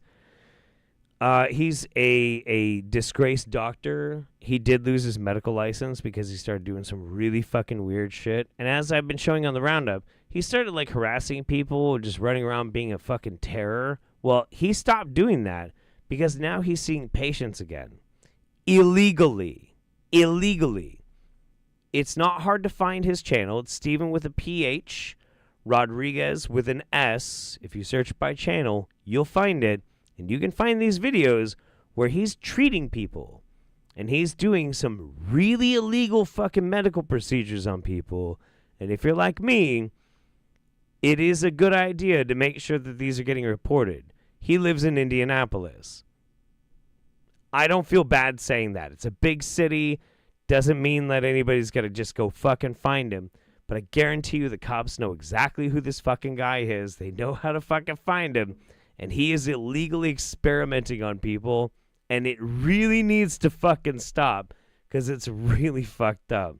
So, like, what you just saw him doing to his face, he's doing to, like, invalid old people.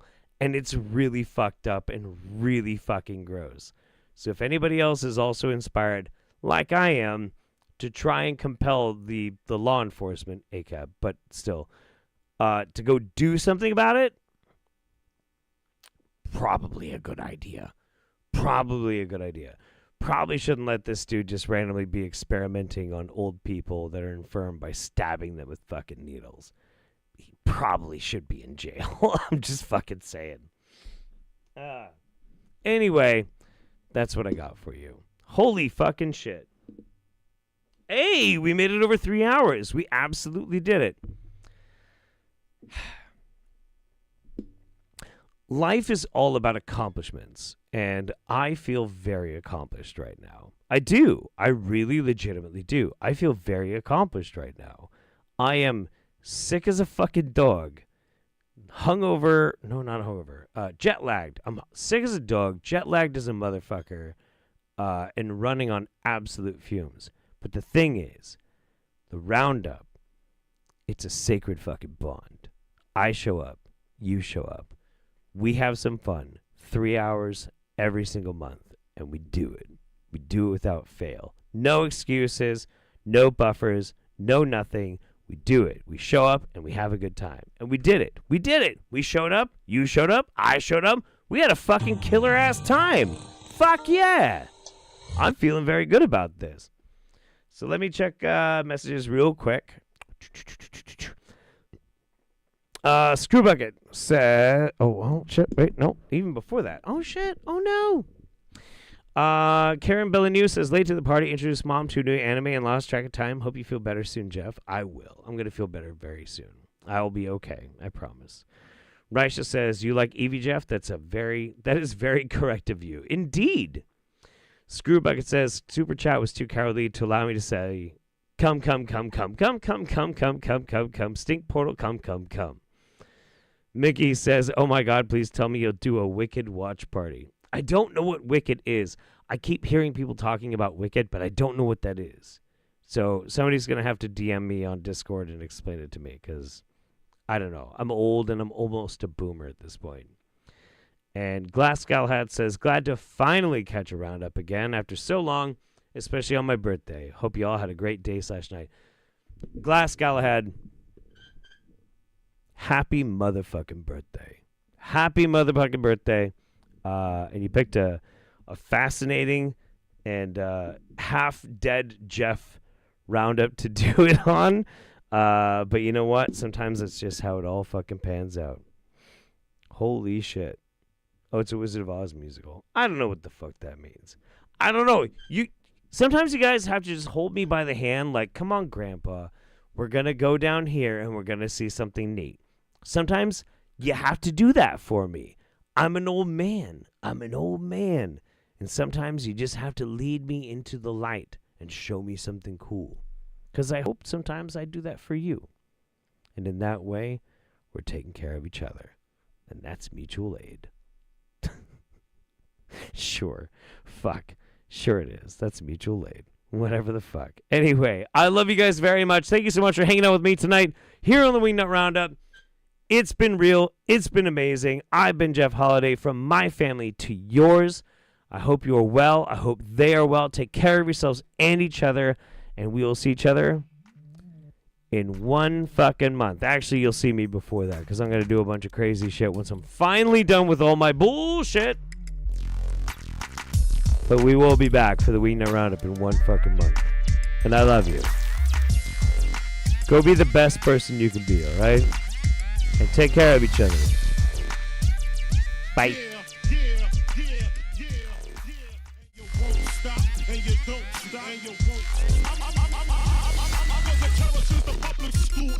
Bathroom passes, cutting classes, squeezing asses.